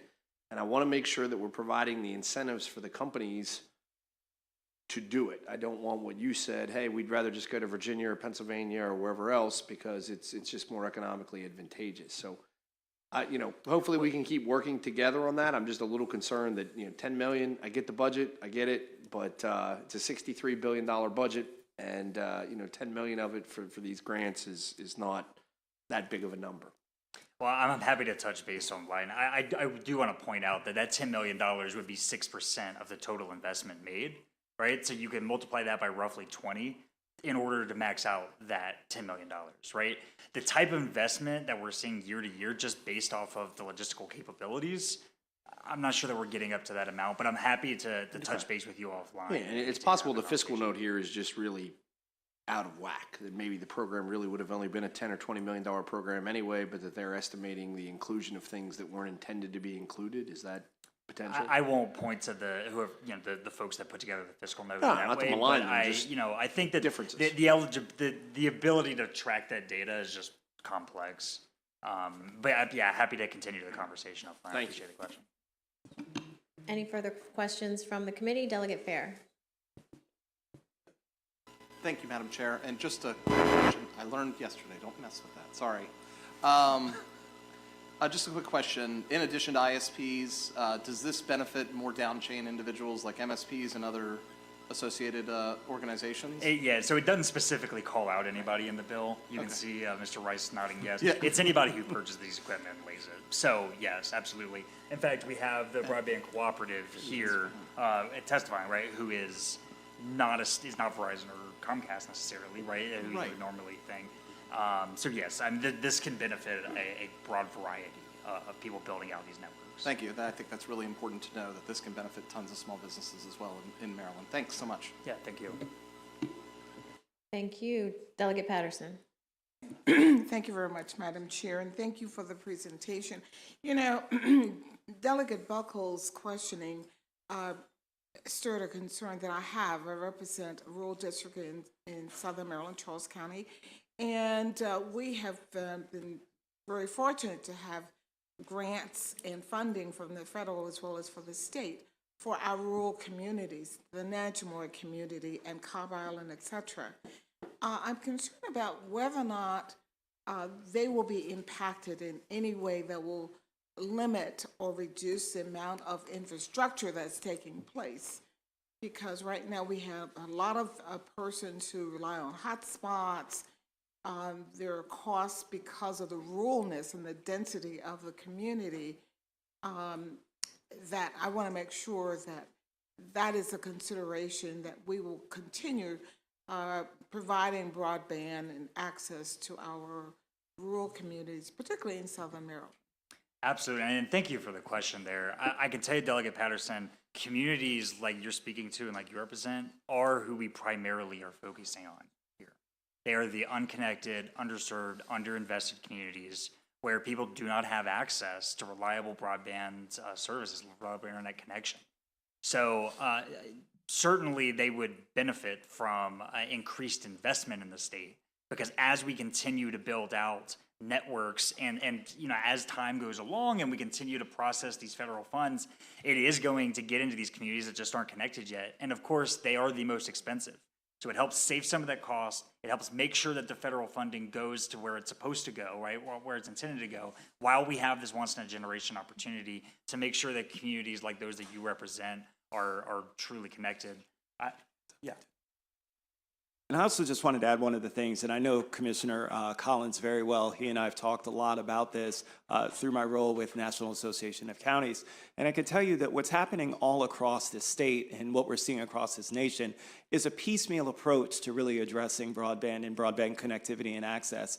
Having all of these funds being now together is enabling folks to actually create a strategy. And that is something that's been woefully inadequate for so many for so long. And so by having this additional investment that's there, it actually gives us the ability to actually lay out a plan for what it is that we want to see and accomplish, and to have it done equitably across the state and in primary jurisdictions. And so from that perspective, it's actually a huge plus, not just from what you heard from Mr. Fallon talking about additional investment, but it's also strategically how that investment will then be applied that will certainly help us to be able to move forward faster and more effectively. Delegate Grossman and then Delegate Wu. Thank you, Madam Chair. And thank you for bringing this forward. I just, as a representative from one of those small Western underserved communities, I love the idea. We have a small community or company that represents our area. And so my question is really how, beyond the credit and the incentives, are you going to engage those smaller companies to bring them up to the speed of maybe a larger organization like Comcast so that we're not continuing to piecemeal broadband in my community? No, I think that's a fantastic question, and I appreciate it. I certainly know that our fantastic Secretary Day at some point can speak to this while he's getting his feet right now, and God bless him, came into this hearing virtually. But we have our Office of Statewide Broadband, right, that the General Assembly created several years ago to make those comprehensive plans in exactly the way that you're talking about. Frankly, that is not the scope of this bill, is putting together plans. This is just making sure that we have the resources to execute those plans. But I am always willing to engage with the conversation, and the governor's office is certainly willing to engage with the conversation about the concerns that you just raised. Thank you. Delegate Wu. Thank you, Madam Chair. I have a question, probably a little different. So recently, I noticed a lot of people building homes in very remote, isolated area. So I see there's a challenge to bring broadband to them, right? If they didn't lay out the cables when they build it. I'm wondering, what's your approach to address issues like that? What's the partnership between the homeowner and the builder and the government? Again, Delegate Wu, I appreciate the question. That, frankly, is not the scope of this bill about kind of broader strategy and engaging homeowners in the network process. But allow me to reach out to you offline, and I'm happy to have a conversation about your concern in more detail there. Sure, thank you. Thank you. Any further questions for this panel? Okay, seeing none, thank you all for being here. Next, we will use the timer for 2 minutes. Tammy Brenshahan, Claudia Wilson-Randall, Matthew Tafu, Sarah Price, Charlotte Davis.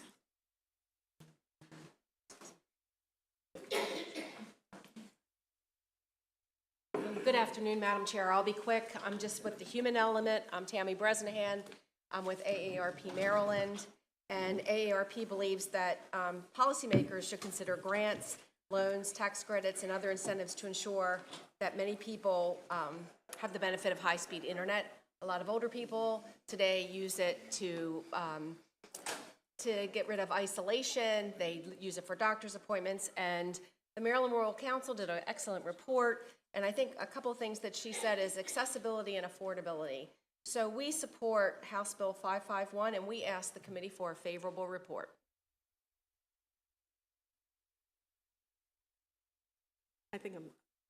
Good afternoon. My name is Claudia Wilson-Randall. I'm the Executive Director of the Community Development Network. I'm happy to be here, Chair Atterbury and members of the Ways and Means Committee. I support Senate Bill 551, and I think the work to remove any impediments to broadband investment is really important part of this bill. I'm happy to follow AARP. One of the points I wanted to make is this is not a K through 12 issue.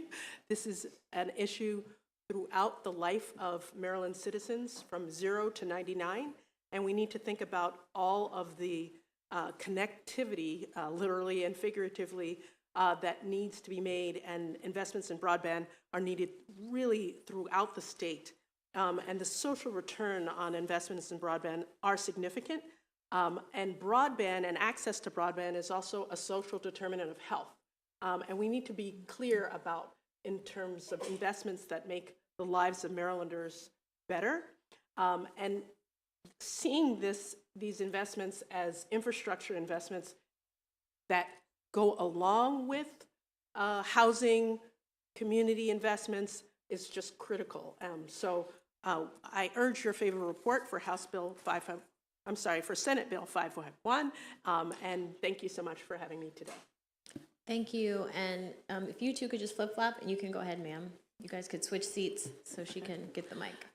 Good afternoon, Madam Chair, members of the committee. My name is Charlotte Davis. I'm the Executive Director of the Rural Maryland Council, and we are an independent state agency located in the Maryland Department of Agriculture. And in 2017 and 2018, I served as chair of the Task Force on Rural Internet, Broadband, Wireless, and Cellular Service. We did issue a report in 2018 that included the proposals that you see before you today, and that's why we're supporting House Bill 551. We believe these incentives that are included in this bill will help lower the cost of infrastructure deployment, as well as encourage the broadband providers and mainly our smaller rural ones, to take on the debt necessary to enable the deployment of assets.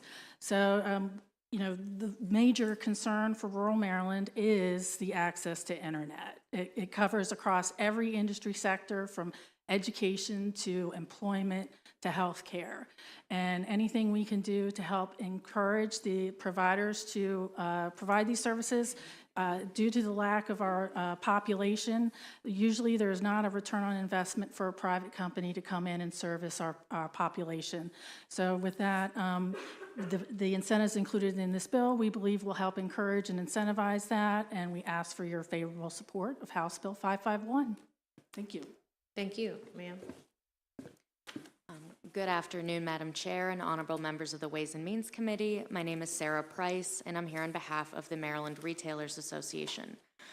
When the pandemic hit in 2020, we all pivoted online. You ended quickly. In 2021, you were operating virtually. Everyone's schools went online. Small businesses pivoted to build out online retail spaces where before they were dependent on walk-in foot traffic. And we all turned to getting our professional services online. We were meeting with lawyers online. We were meeting with our accountants over Zoom. We were doing telehealth with our doctors.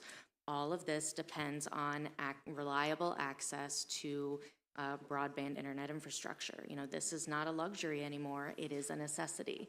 And anything that we can do to help incentivize building out that infrastructure and ensuring that all of our communities, businesses, customers, everyone in the state has equitable access is something that we should encourage and we support. So we would urge a favorable vote. Thank you. Thank you, Madam Chair, members of the committee. For the record, Matt Defoe on behalf of Chop Tank Electric Cooperative. Chop Tank Electric Cooperative is a not-for-profit, member-owned electric distribution company on the Maryland's Eastern Shore. We have deep commitment to the communities that we serve, which covers about 2/3 of Maryland's Eastern Shore.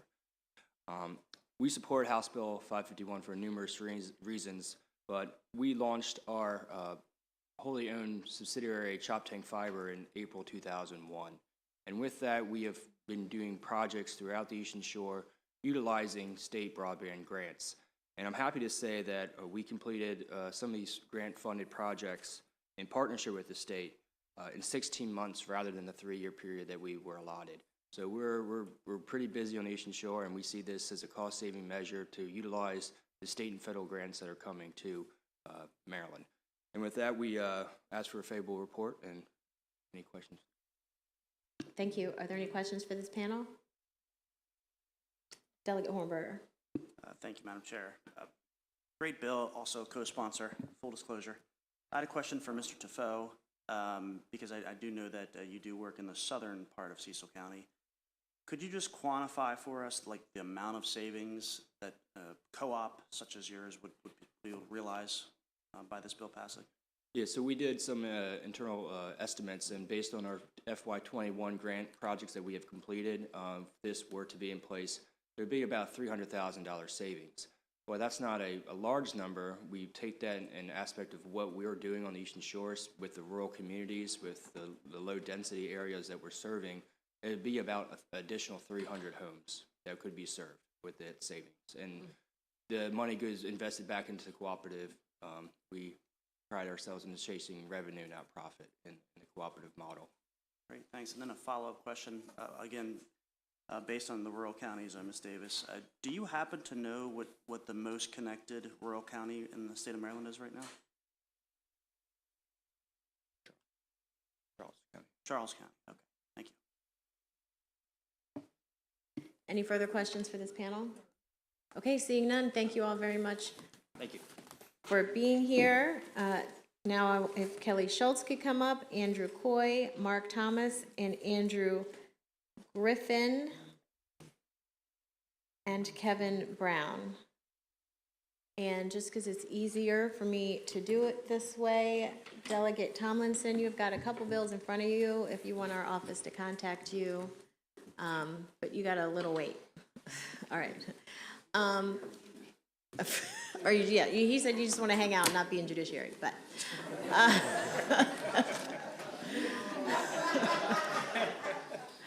Well, first committee, I would like to welcome a former member of this General Assembly, Kelly Schultz, who I believe always was on ECM. And I'm sorry, and Derek Davis is a very good friend of mine, but my apologies. And a former secretary, so we're going to show you some love too. Thank you very much. Good to see you. And whenever you're ready, you can begin. Great. Thank you, Madam Chair and members of the committee. It is great to be back in the Ways and Means Committee. I am Kelly Schultz, for the record. I am CEO of the Maryland Tech Council, and the Maryland Tech Council represents nearly 700 member companies in the state with a full range of technologies all across the state. And that equates to over 150,000 employees associated with those member companies. And on behalf of our members, we want to thank Governor Moore's administration for introducing this important measure to expand the state's broadband network, and we are pleased to support House Bill 551, the Broadband Expansion Initiative Incentive Act for 2023.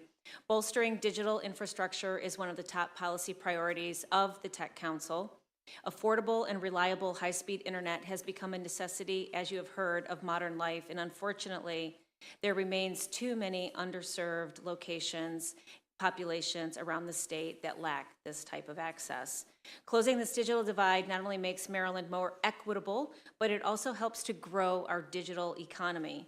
Ensuring access to the internet by all supports a modern and mobile workforce, enables the education and training of Maryland workers, and helps businesses sell and deliver goods and services efficiently to their consumers. This bill moves Maryland closer to these goals by incentivizing the continued build-out of Maryland's broadband fiber network, and has the enthusiastic support of all of our members, and we urge a favorable report. Thank you. Good afternoon, Madam Chair, and to the members of the committee.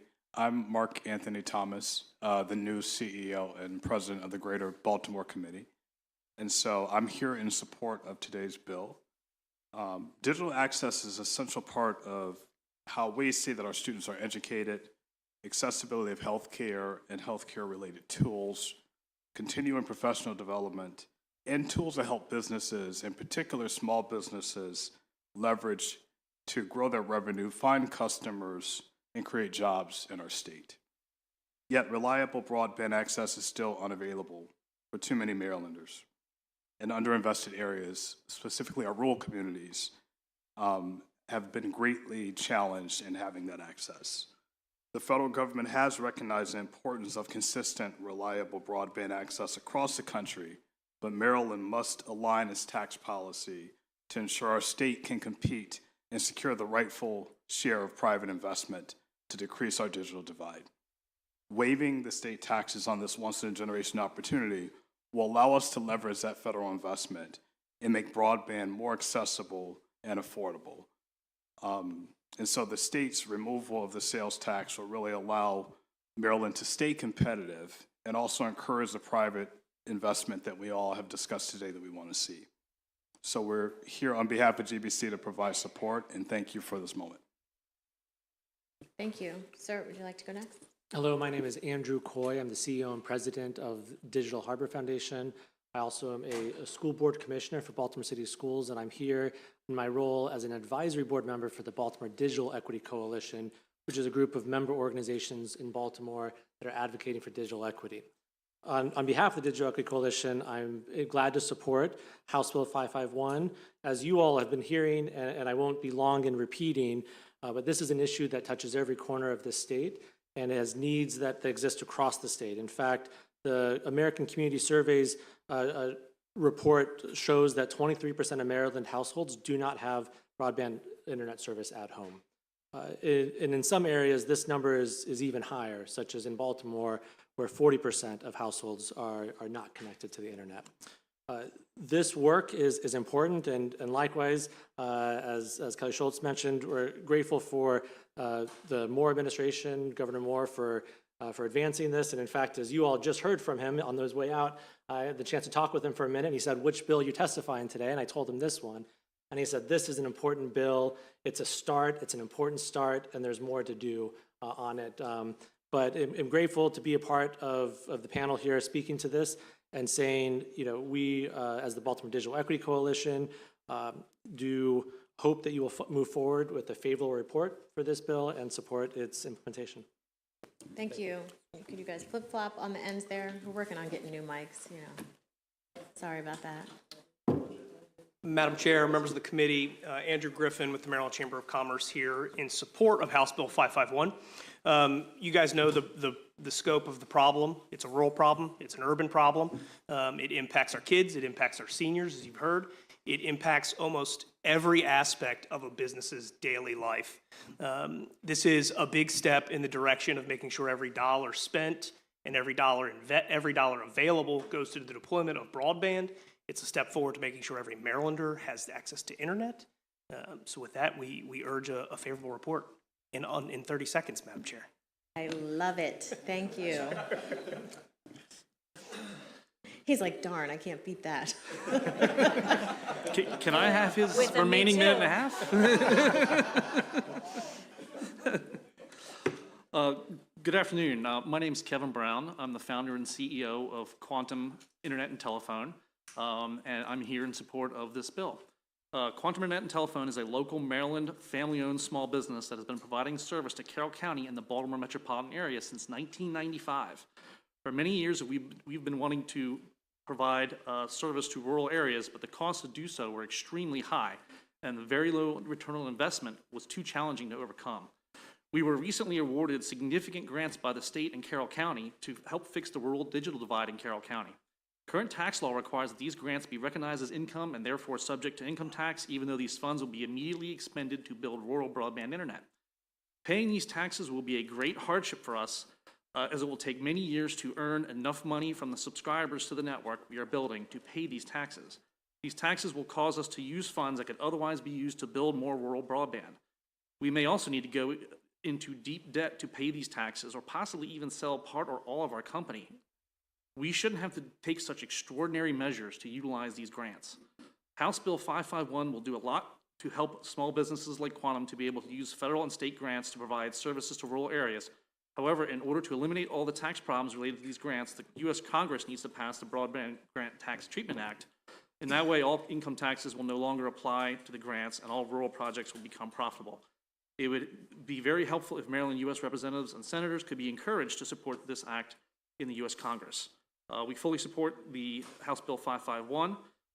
I do have a few suggestions on it. Number one, it mentions federal grants. These state and local grants that we have received are technically state and local grants. It's federal funded, but it's actually from the state and locality. So I think that should be clarified. We've also received grants in the past and currently receiving grants that are funded not from the federal funds. I have a couple more things, but maybe somebody will call on me to talk about it. Well, your first question, what are those couple other things that you were going to tell us quickly? Okay. All right. Well, so one thing that hasn't been talked about here is property tax. In order to build these networks, we're looking at probably somewhere in the neighborhood of $10,000 to $13,000 per served home versus $2,500 to $3,000 in a more densely populated area. So we're talking about carrying assets on our books that are 4 times as much as it normally would. So the property tax is going to be significantly more for those areas. So we ask that that be considered and some kind of relief figured out to help us with that problem. Because ultimately, those property taxes get passed along to the end subscribers as part of their bill. Another thing I wanted to mention was the bill talks about sales tax for network equipment. It does leave out some very big ticket items that we would have to pay sales tax on. Conduit, handholds, terminals, splice cases. There's quite a few things, that frankly are worth even more than the electronics and fiber cables that are mentioned specifically in the bill. So I don't know if it could be modified to make it a little bit more generic or include some additional big ticket items. Okay, thank you very much. Are there any other questions from the committee for this panel? Delegate Wu?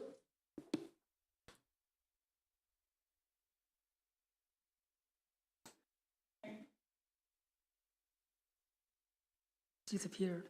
Yeah. Thank you, Madam Chair. My question for, I forget your name, from Quantum County Commission. So I have one question about because we talk about broadband, right? Public fibers a lot. Is that satellite communication is one approach? Maybe I see in a lot of rural areas, right? Because so far away from each other, and probably economically, fiber is not the best approach. I don't know. Just want to ask you. Well, I think the goal of these grants is to solve the problem permanently, and satellite is not a permanent solution. The speeds for satellite basically aren't even are slower than what 80% of the country can get today. So you're talking, if you were to invest in satellite or give money to the satellite providers, you're talking about being behind the curve day one. Investing in fiber and similar assets is going to solve the problem now and for the foreseeable future. I see. Thank you. Delegate Miller.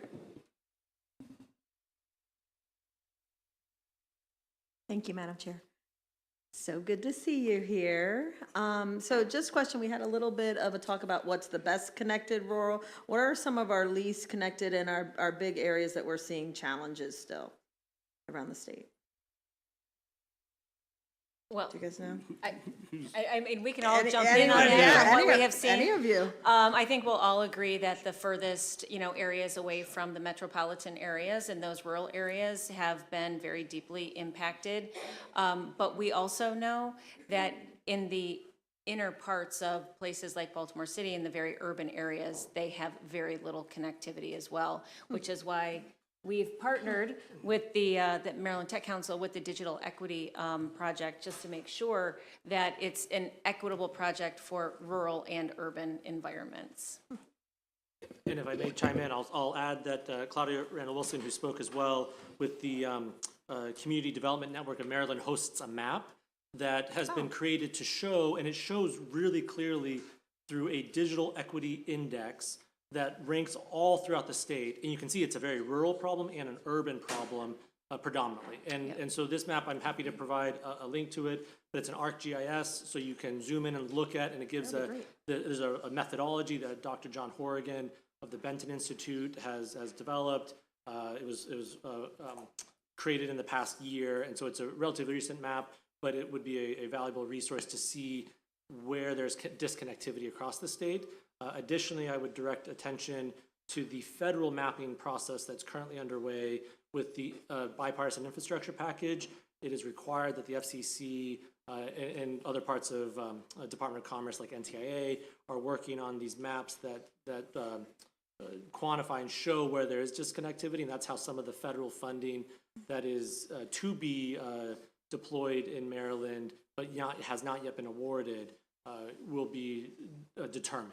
There's $100 million that the federal government is giving to Maryland, and there's more likely, but it depends on some of this mapping and the accuracy of that mapping, frankly, which gives other concerns that not for this bill, but that hopefully answers some of your question. Well, that would be great if you could provide that for us. That would be great to see. Thank you. Any other questions for this panel? Okay, seeing none, thank you all for being here. There is one more person signed up to testify on this bill virtually, Paul Frey. Thank you, Mr. Frey. Whenever you're ready. All right, good afternoon, Madam Chair, members of the committee, in particular my neighbors, Delegates Buckle and Grossman. I'm Paul Fry, President and CEO of the Washington County Chamber, and I am testifying in support of House Bill 551, and you have a copy of my written testimony. The world has certainly changed over the past 3 years, and one example is my ability to testify virtually today with you. And as was mentioned, the way we operate education, healthcare, and business has changed forever. We need accessible and reliable broadband service for all, in particular, as we talked about the more rural areas. So House Bill 551 helps that process, allowing broadband providers more resources to expedite broadband availability. Therefore, on behalf of the Washington County Chamber of Commerce, I ask for a favorable report on House Bill 551. Thank you. Thank you. Any questions for Mr. Fry? Okay, thank you. Thank you for being here. And that concludes the testimony on House Bill 551.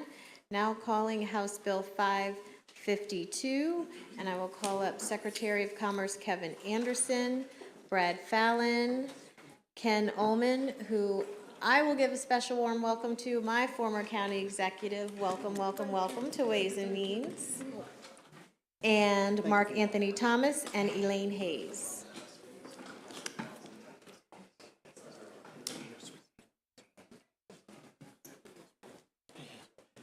You want to slide down? Yeah, you get through. Yeah, sure.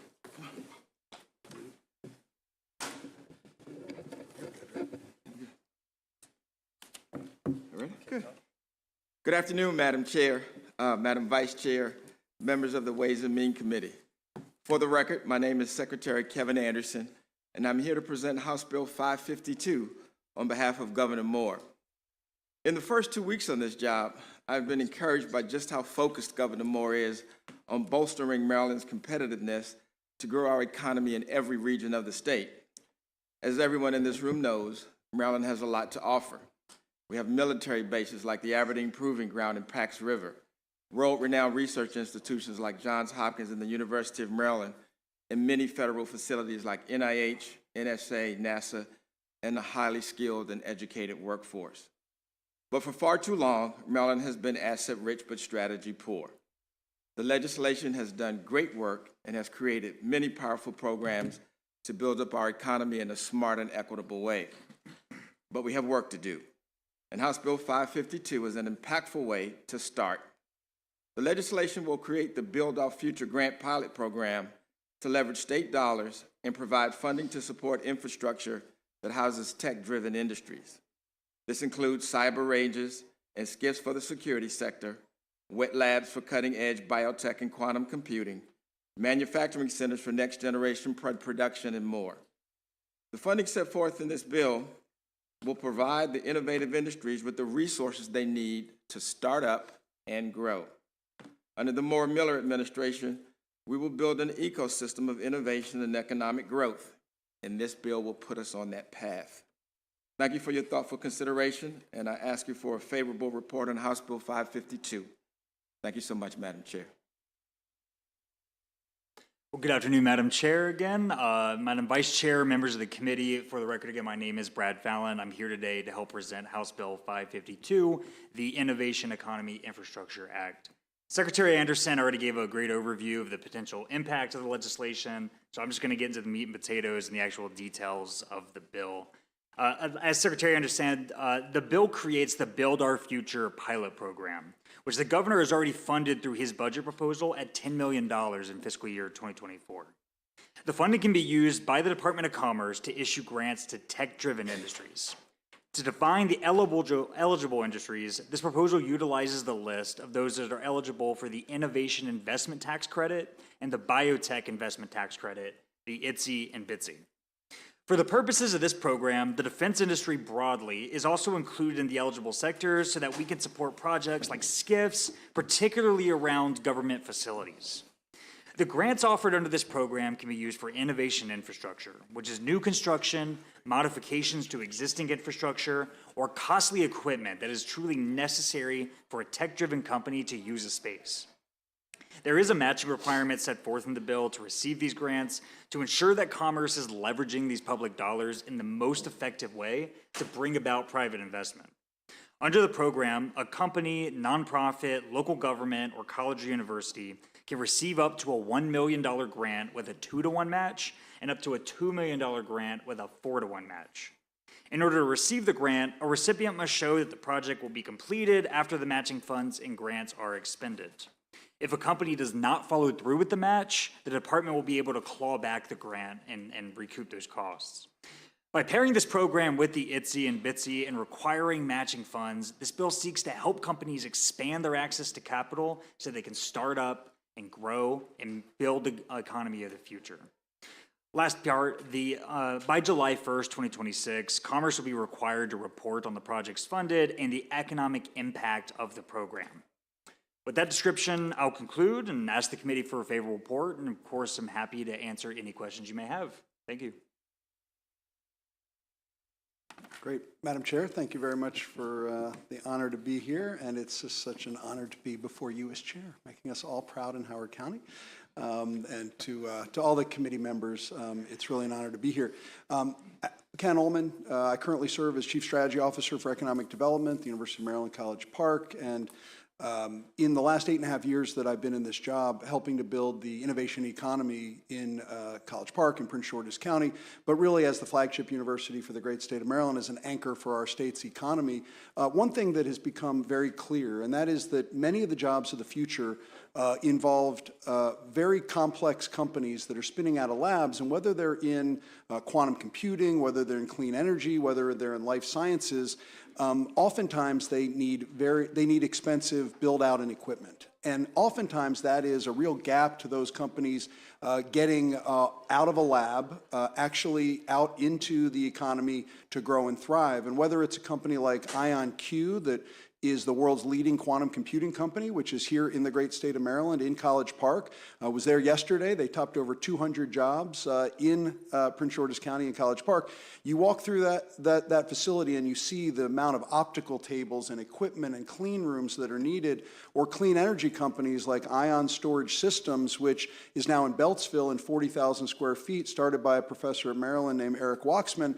The amount of equipment to get out of that lab, as I said, oftentimes that we're in competition with other states that do have grant programs that are providing those kind of resources. And so I really applaud the administration for looking at how to strategically provide this kind of funding into a set number of projects around the state so that we could really study it, use it as a pilot, and then see what works and what that sweet spot is to build on it. Because the last thing is, with this virtual world, and it's great that we have folks testifying virtually, many jobs can be done anywhere.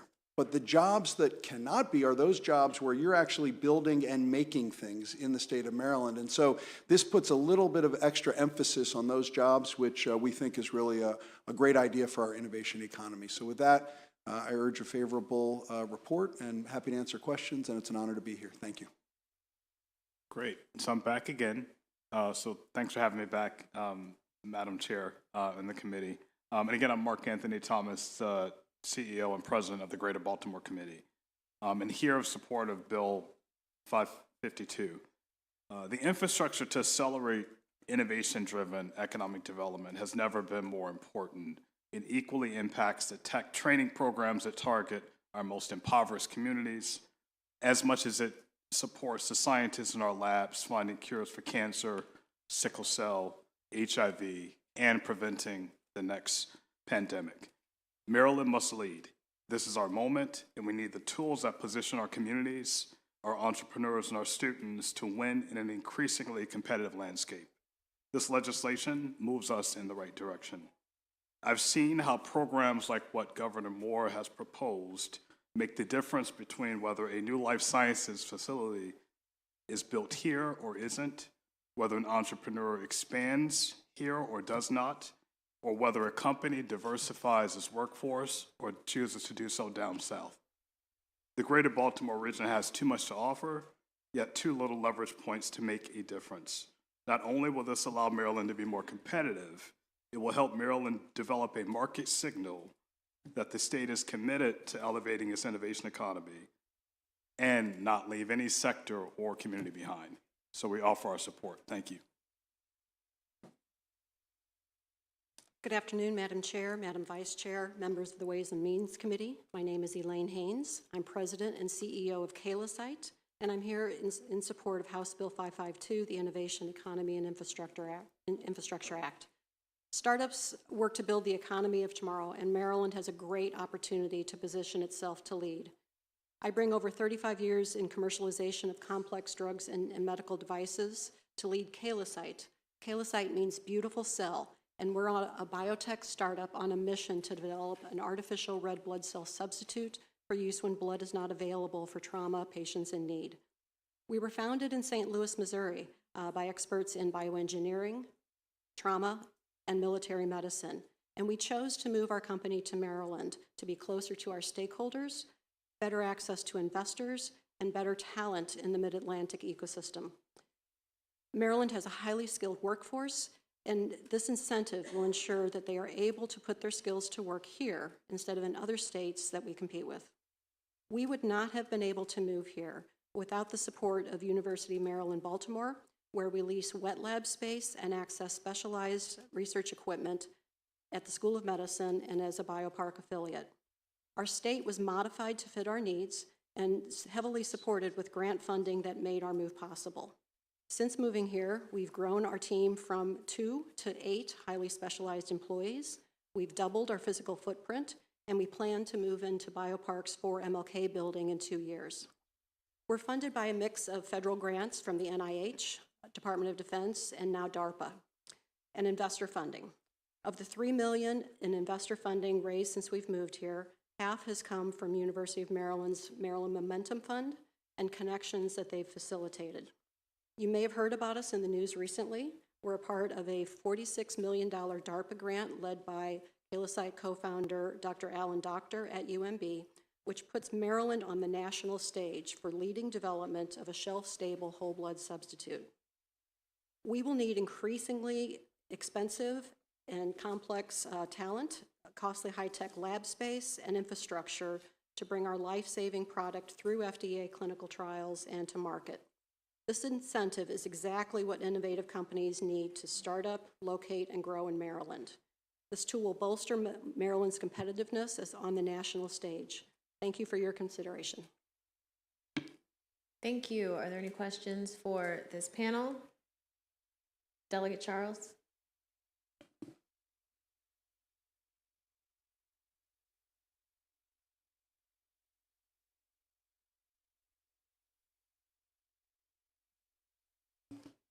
Thank you, Madam Chair.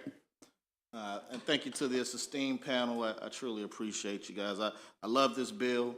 I co-sponsored this bill. And I'm got a quick question in terms of Prince George's County in particular. We have a new life science quarter that's been deemed that around our hospital. And do you think something like this will be beneficial to bring in companies into the Prince George's County Life Science Quarter, like wet labs and some of those types of businesses that typically fall under Maryland Tech Council? Sure. Delegate Charles, absolutely. The overarching goal is to make us more competitive, and we mean fiercely competitive. So every opportunity to leverage, every opportunity to send to the public that we're very serious and we're putting the infrastructure around in the ecosystem to continue the long-term investment sends nothing but positive signals. In the case for Prince George's County in particular, I think it's just a great opportunity to, again, to identify opportunities as we leverage everything we can across the state. So I don't know if Brad wanted to add any more or... I couldn't have said it better. The only thing I would add is that this is a $10 million pilot program, right? And a part of this is the data collection, right? Let's see who's applying for this. Let's see what type of projects are coming in. Let's see where they're getting funded. And let's take that information. If we find, okay, Prince George's County and this corridor is not receiving or not as receptive to this type of incentive, let's figure out why so that we can really build up this innovation economy in a strategic way around the state. So while everybody's getting on their feet and this administration marked its 1-month anniversary yesterday, this is a way to really get out there, start building some things, and continue to have a broader conversation about this sort of development in the state. And if I could add one more thing, Brad, quickly. I'd be remiss to say that the guy who's helping is a Prince George's County resident too, just to know. Yes, indeed. District 25 one, to be exact. So, thank you. Delegate Barnes.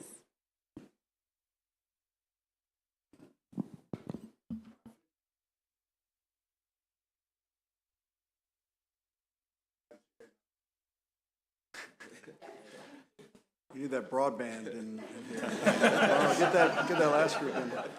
You know, that's just what I was going to say. We need to start here. Thank you, Madam Chair. And I figure we go from one District 25 to another one. And Secretary, it's good to see you and congratulations on your new position. I am excited for you. And even though that this is a pilot program, you know, I like to, one, understand how this will be administered. Because we're working with limited dollars and looking at how many people that could apply for this, and as I understand that there is an opportunity for up to $1 million. So let's just say that you get 10 people, we're out of the program already. So how are we looking to make sure that we diversify this in a way where it's equitable for those that want to apply, and we're giving opportunities to make sure that these dollars are working properly? In areas like Prince George's County, Western Maryland, Eastern Shore, that way that when we talk about this pilot program, that we are really expounding those dollars throughout the state to really make sure that these dollars are working properly and the program itself is working. Thank you, Delegate, for that. It's a great question. In the bill, we don't speak to the competitive process. Yeah, you know, it is a pilot program, so there's more flexibility there. Although the governor and our fantastic secretary, Anderson, are focused on building wealth and investing in an equitable way, right? So this allows us now to work with partners across branches of government to form up the regulations to make sure that we are processing this in an efficient manner, but also in an equitable way while we're collecting this data and charting the path ahead. I'm sorry. Yeah, I wanted to actually weigh in. And I'm 2 months in at the GBC, but what I've seen nationally is the states that have really pumped billions, and I mean tremendous investments in growing their innovation economies, they know what their pipeline is. Maryland hasn't really sent a market signal to the world that we want to see the type of investments that I think collectively we can pursue. And so even though it's a small amount, if we have more people who are applying, it gives us a sense of, wait, there is a bigger opportunity for us here, and we can start to really build from that momentum.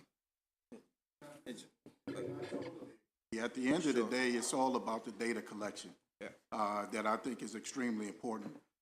As we, you know, talk about equity and inclusion, and really how are we making sure that we are diversifying, that we're including our minority businesses to participate in programs like this that are doing some extremely good work that I think just needs the opportunity to grow and expound their business. So I'm looking forward to supporting this bill, but just trying to wrap my arms around how we're going to make sure that this is done fairly and transparent, where everybody gets an opportunity, that those that want to apply can get it. And if I may quickly, Delegate Barnes, just to respond to your question, I think the governor gets his thought of strategy poor with the thought and the idea of my job as helping with the execution to be just that. Part of it is making sure the delivery system, and as I've been on the job 2 weeks, to make some real good analyses about how we're going to get there, and I think that's very much a clear part of it, with some intentional policy and some intentional actions about how we actually implement and get it going. Again, it's really utilizing the assets that we have, TEDCO and other opportunities about where we need to be and how strong we need to be on the product delivery and service side to make sure we hit all of those goals. And not sure if I want to let the cat out the bag, but I think we'll be happy in another 24, 48 hours about some policies that we're going to be implementing and concentrating on for our small and local businesses. I just have one thing I wanted to add to this. Agree with everything that's been said. And once the department comes up with its rules, I would just advocate that we lay out a time frame and then we execute under that time frame, because this bill does require, you know, for $1 million, you got to have $2 million lined up. So whether that's private or federal grants, or for $2 million, you got to have 4 to 1. And so what I want to make sure we do, because oftentimes we look at these projects and we work with universities around the state, and we line up this funding, but then if that last piece doesn't come together, then the whole project can fall apart. So it's really we need to get the criteria together, lay out a schedule, and then roll. Totally agree. Thank you, ma'am. Delegate Wu. Thank you, Madam Chair. First, I want to thank you, the panelists, and congratulations, Secretary. And I think my question will not come to Howard County, instead of for the Maryland. I support this bill as well. Actually, I support every bill the governor's proposed.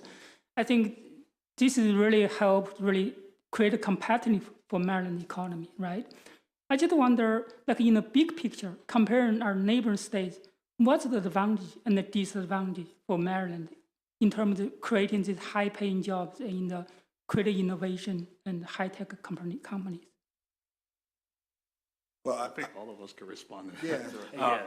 I mean, I would just add, you heard from, an entrepreneur who moved her company from the Midwest to Maryland because there was a series of incentives and grants that allowed her, very complex labs to be built out. And so if we're going to stay at the forefront of this race and innovation, whether it be in high-tech computing, advanced computing, life sciences, or clean energy, the public sector coming in with some of that build out of complex, expensive spaces or lab equipment, et cetera, is really critical because our competitors are actively doing that in other states. If we compare with like Virginia, what's our advantage or disadvantage?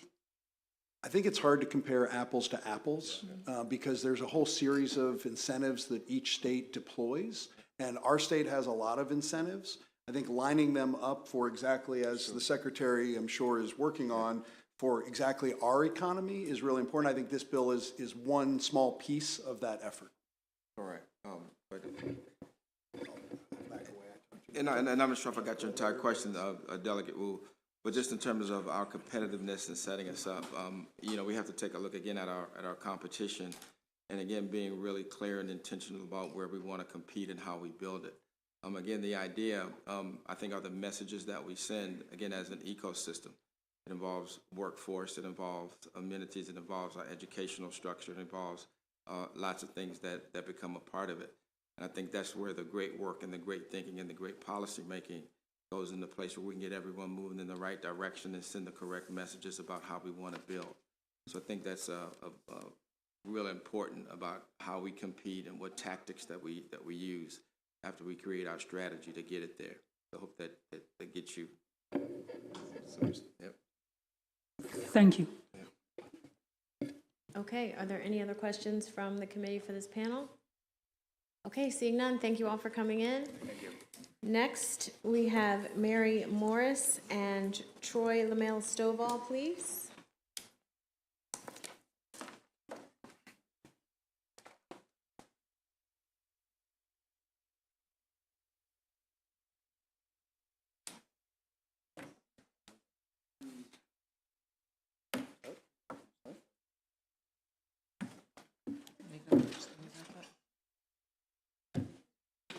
Right. Chair Atterbury and Vice Chair Wilkins and members of the committee. My name is Mary Morris, and on behalf of the University of Maryland, Baltimore, I'm here to support HB 552. As the state's academic medical center campus with 6 professional schools, we routinely work with and support many of the entities in the sectors defined in this legislation. We understand that unique infrastructure and educational needs, as well as their high impact in the state. The majority of these companies operate with very little expendable income in the earliest years, but tend to grow exponentially with high dividends to the state once they hit certain inflection points in their commercialization pathway. Fostering the creation of wet laboratories, prototype manufacturing centers, and other infrastructure improvements is critical to the long-term growth and stability of emerging technology firms and will greatly benefit Maryland's economy and competitiveness. Currently, and for the past several years, there's been almost zero wet lab inventory available in Baltimore, despite a strong and growing life science industry. College Park, UMB, Johns Hopkins University spin out highly promising companies each year, but a persistent lack of private wet laboratory space in Baltimore and the region hinders expansion. Although the UM Biopark has recently announced a new laboratory building that will provide 250,000 square feet of office, lab, and gathering space, this alone will not fulfill the existing demand in the region.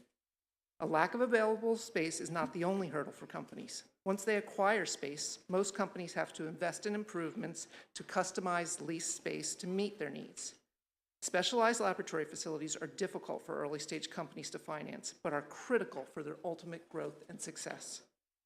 A matching grant program, such as the one proposed, could assist by providing grants for entities, such as UMB and the Biopark, to build out shared laboratories that provide these specialized facilities and equipment. The grant could also provide much-needed financial support for companies such as Calusite. The matching component shows the state's commitment to these critical projects while encouraging external investment. Therefore, we highly support this. Good afternoon, Madam Chair, Madam Vice Chair, members of the committee. My name is Troy Lamel Stovall. I humbly serve as the CEO of TEDCO, your economic engine for early stage technology growth. We're here very much in support of this bill, and I'm also here personally in support of my dear friend and fellow Prince Georgian, Secretary Anderson. I just want to focus on two words in this bill. One says the future. If we're going to build our future, that means today we have to invest in infrastructure. And the infrastructure that my friend Mary talked about, as well the other folks, the infrastructure has to be invested in today. And this is just another tool that we have to have in our toolkit in order to do that. So we appreciate the governor bringing this forward. The other word is pilot. Pilot for me, yes, it means about data collection, but what it also means is about how do we think about innovation?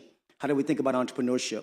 And so that's what this bill is about, is how do we today build that infrastructure that seeds that innovation for tomorrow? So we stand in support of this bill and stand ready for any questions. Thank you. Thank you both. Are there any questions for this panel? Okay, seeing none, thank you. And that concludes the testimony on House Bill 552. Moving on, House Bill 529, Delegate Rosenberg. Come on up.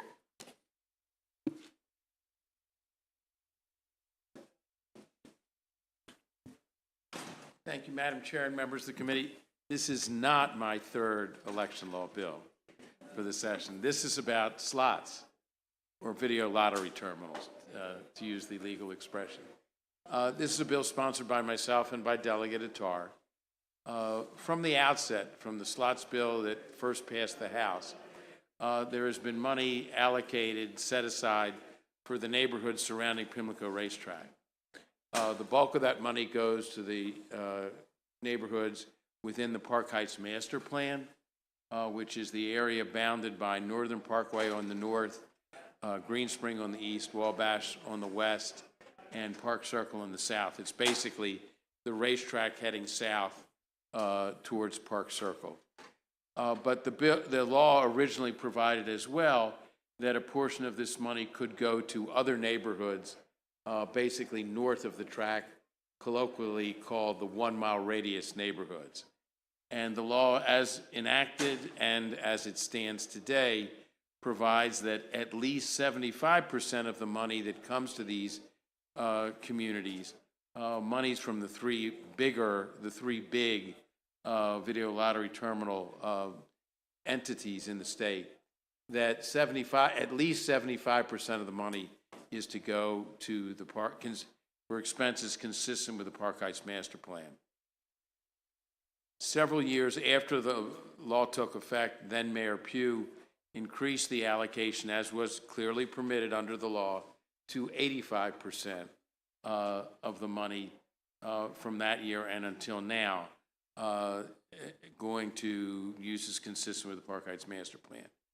What this bill would do is provide that 85% shall go to codify what it was my understanding was the existing practice, so that it's not subject to annual give and take within the Pimlico Community Development Authority, which is the entity responsible for making recommendations after community input to the mayor and city council for ultimate decision making about the allocation of the funds. Speaking of this authority, that is Delegate Bridges is a member of the authority and has consistently chosen not to be on a bill like this because of his position on the authority. So that's why it's only sponsored by 2 of the 3 members of the delegation, myself and Delegate Attar.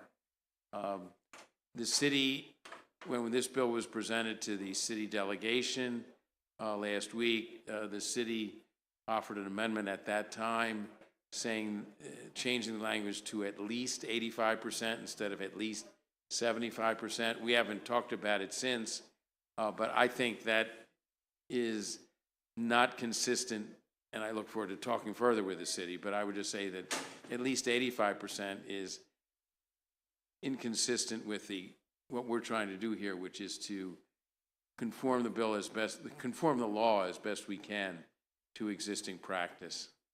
Because the city says slightly more than 85% is now going to the Park Heights Master Plan.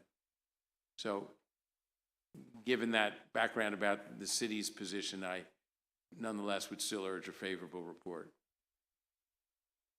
Thank you. Thank you. Are there any questions from the committee?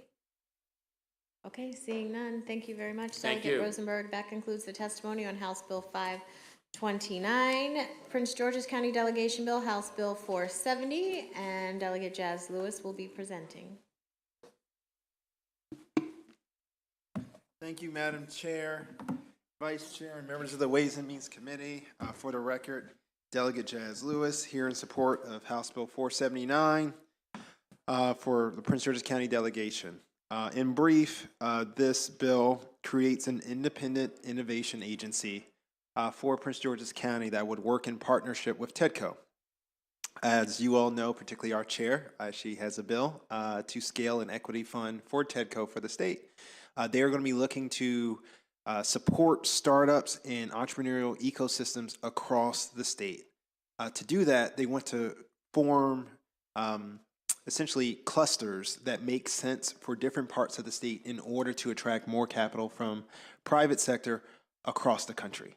As we know, most private capital in the startup space goes to the greater Boston area, goes to Illinois and Chicago, and of course goes to Silicon Valley and New York. It doesn't really come here right now, okay? Now, we have had some success, particularly in Montgomery County with the biotech area, and we have a company in Prince George's County named IonQ that recently went public through quantum computing, which is amazing. But the goal of this innovation agency is, one, to establish an independent board that isn't completely controlled by government, that will do a study in Prince George's County around the ecosystem clusters that make sense for us. That way we can support our colleagues in other areas of the state. But what makes sense for us, we will go all in on. Maybe that's quantum computing because University of Maryland is there. Maybe that's geospatial because we have NASA Goddard and NOAA and the Census Bureau. Only the study will let us know that. After the study is done, it will give us the opportunity to have a fund that will invest in businesses that are there, working in partnership with a number of the organizations that are on the ground, doing current meetups and partnerships that are already in place. Prince George's County has a chapter of the Maryland Tech Council. We also have another organization called Tech Prince George's that are currently essentially coordinating a lot of the meetups for the ecosystem to get started. But there is no funding mechanism that's focused just on the county. And I've had great conversations with TEDCO's leadership, Troy, who happens to be a constituent as well, about how this could be the partner, particularly in Prince George's County, with that larger entity. That's the bill. I would love your support, and I'm open to any questions. Any questions for Delegate Lewis? Okay, seeing none, thank you, Delegate Lewis. Have a great day. That concludes the testimony on House Bill 479. House Bill 398, Delegate Feldmark and Kaylee Schumitz.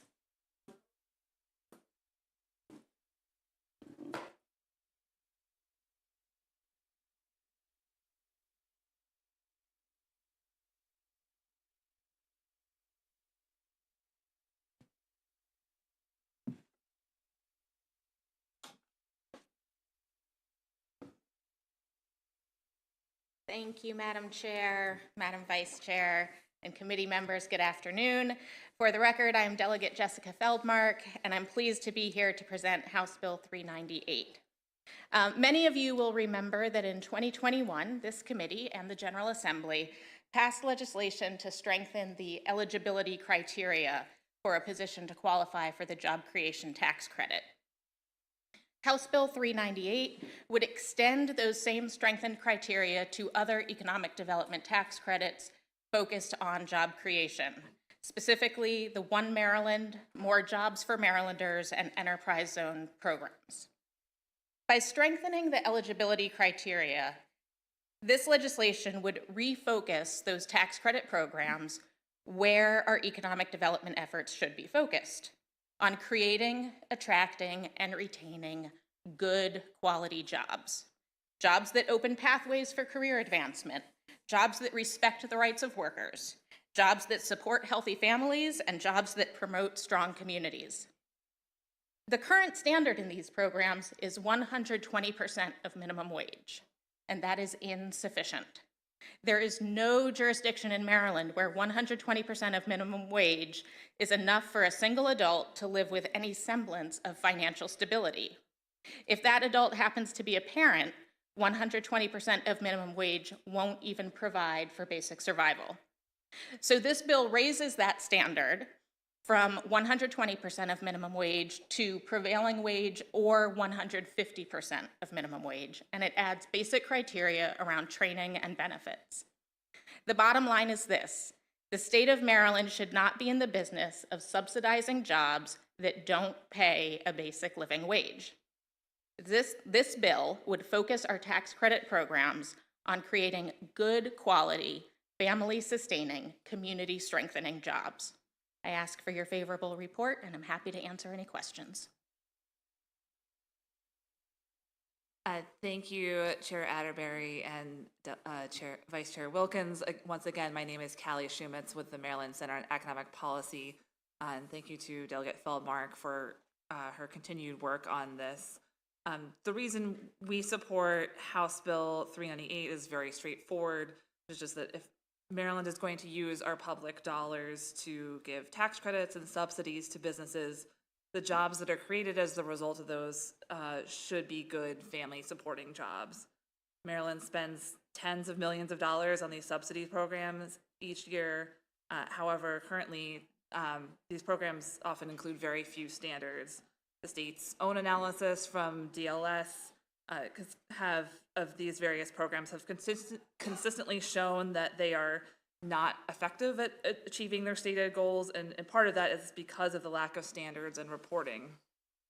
So if the goal of these programs is to create economic opportunity in communities where it doesn't exist today, ensuring that the job opportunities in those communities that these programs are creating and investing in are good family-supporting jobs with good pay and a basic level of benefits will go much further in achieving those goals. So we would ask for a favorable report on House Bill 398. Thank you.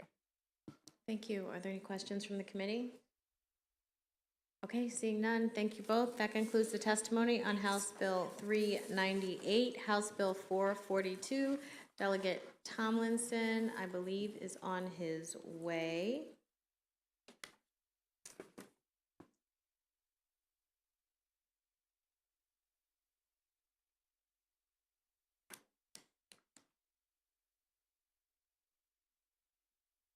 Delegate Ruth, I know you're walking in the room, but are you ready to come on up?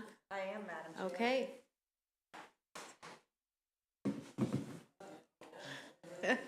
You got here literally 2 seconds. Okay, come on up, Delegate Tomlinson. First, I was too early. Delegate Ruth, now you can catch your breath. He'll be quick. Okay, go ahead, Delegate Tomlinson. Sorry about that. It's okay. Thank you, Madam Chair, Madam Vice Chair, the honorable members of the Ways and Means Committee. For the record, my name is Delegate Chris Tomlinson, and I'm testifying on House Bill 442. The reason I was here earlier was to listen to the governor's proposed Broadband Expansion Incentive Act. because that bill is very similar to the one that I'm about to present. So similar that I'm starting to wonder if it's too late for me to just say, me too. It's not too late. All joking aside, I won't repeat what I was going. A lot of what I was going to say was what you already heard from what was that, 3 or 4 panels. So I'm not going to tell you how much of a problem it is across both the urban and rural parts of Maryland. The issue being that we just have a lack of broadband, and what the problem is here with the tax issues. So instead, I'm going to talk about something just a little bit different. So yes, the governor's bill and my bill, they're very similar, but I would like to point out actually a couple of the, there's a couple things that he's got better in his bill versus mine and vice versa. So one of the things that he has in his bill that I do not have in my bill is he covers both actually income tax as well as sales tax. I do not have that in my bill. One of the things that I have in my bill, though, as compared to his, that I'm hoping to be able to work with him or one or the other, is his bill actually just covers, and this is something actually that Mr. Brown, I believe, brought up when he testified earlier, was that his bill, the governor's bill, just covers any federal grant for broadband infrastructure. Versus my bill, which actually covers federal, state, or local grant. And there is a difference there because a lot of the grants that are coming from the federal government are really funneling through state agencies. There are a few grants coming from the federal government that are coming from different groups, such as the National Telecommunications and Information Administration, the USDA, the Appalachians Regional Commission, and the Economic Development Agency, that are coming straight from the federal government and going straight to counties or nonprofits or straight to the businesses. But for the most part, speaking with the Office of Statewide Broadband, for the most part, these grants are going to the state government, to our state government first, and then getting distributed to either counties or businesses. So I think it is very important that whether it's my bill, the governor's bill that moves forward, that the final bill covers federal, state, and local grants, and as well as covers sales and income taxes. But this is a major problem. Like I said, I'm not going to bore you with repeating a lot of the same facts and things that you already heard about an hour ago, but happy to take any questions from you folks, and also have, once again, Mr. Brown, who's going to share a little bit more information that he didn't get to share earlier. And I appreciate seeing everybody once again. I was just here earlier this week, and I look forward to a favorable report. Thank you. Thank you. I just want to, before Mr. Brown begins, Tammy, I don't want to mispronounce her last name, with the AARP, if she is still here, was signed up, but. I think she spoke earlier. Okay. Correct? Yes. Yeah. Okay. Okay, Mr. Brown, whenever you're ready. All right. Good afternoon again. Kevin Brown, CEO of Quantum Internet and Telephone. I was going to read my written testimony, but it was basically the same thing that I already said for 551, so I'm just going to spare you the repetition. You know, this bill is important to us as we're receiving almost $15 million in state and local grants to build fiber optic broadband in Carroll County. So this really means the tax bill on this between federal and state is almost $2.5 million. You know, that's a lot of money for a small business to pay in taxes. You know, the current grant funds that we're receiving, they're basically being not doled out up front, but it's a reimbursement of expenses as we are incurring them. So, you know, we have to fund the purchases of the equipment, and we have to fund, you know, our contractors to do all the work, you know, while we wait for reimbursement. You know, further challenges are that, you know, there's no guarantee that customers are going to sign up quickly or at all. So it could take us some time to earn enough money to pay these taxes, even if we do have a strong demand from customers for rural broadband. So we've really taken a great risk to serve our community and fix the digital divide. So I support, you know, this bill, Bill 442, and hope it passes or is combined with 551 in some fashion. You know, small internet providers like us, and I'm not the only one, but small providers like us could really use the relief. Thank you. Thank you. Are there any questions for delegate or his panel? Okay, thank you very much for coming. That concludes the testimony on House Bill 442. Calling House Bill 493, we are just going to pause a minute. Some folks from ECM are supposed to be joining us on this bill. So we're just going to give them a minute to come down the steps.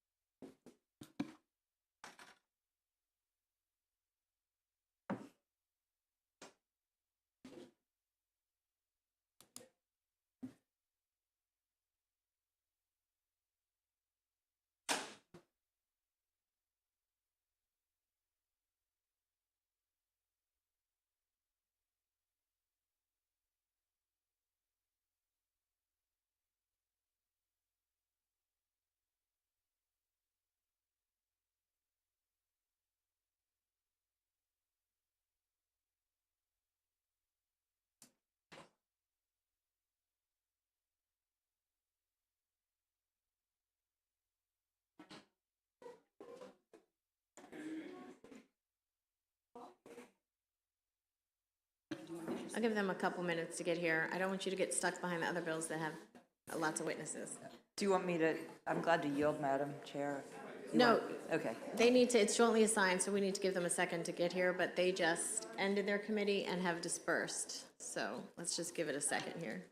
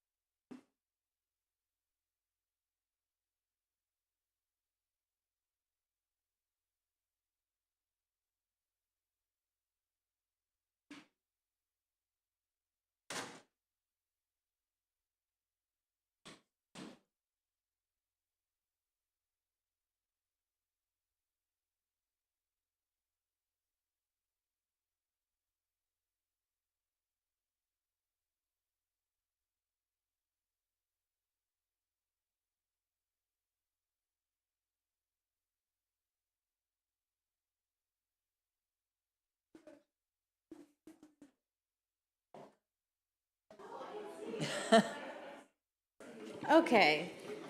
It's been a long day. Okay, calling House Bill 493, Delegate Ruth. And there is Ellen Valentino listed and Kirk McCulley, if they want to come up. Thank you, Madam Chair, Madam Vice Chair, members of the Ways and Means and Economic Matters Committees. I thank you for this opportunity. For the record, I'm Delegate Sheila Ruth, presenting House Bill 493. Climate change is no longer a distant future. It's here, it's now, it's impacting all of us, including our small businesses. We have done much work around addressing the issues surrounding climate change, both in this General Assembly and also across state government, federal government, local government. But in all of this, we need to make sure that our small businesses are looked after, that somebody is looking out for them. Many of the changes that we're making impact them. There are incentives and assistance available to help them to transition their business models or to help address resilience issues to address the impacts of climate change. There are also regulations that impact small businesses. Large businesses have the luxury of dedicated staff to be able to keep track of these things. A small business doesn't. They're just trying to get through day to day, keeping their business running. So this bill would create an office specifically to look out for small businesses and help them address issues related to climate change, understanding regulations, finding out what incentives are available at different levels of government.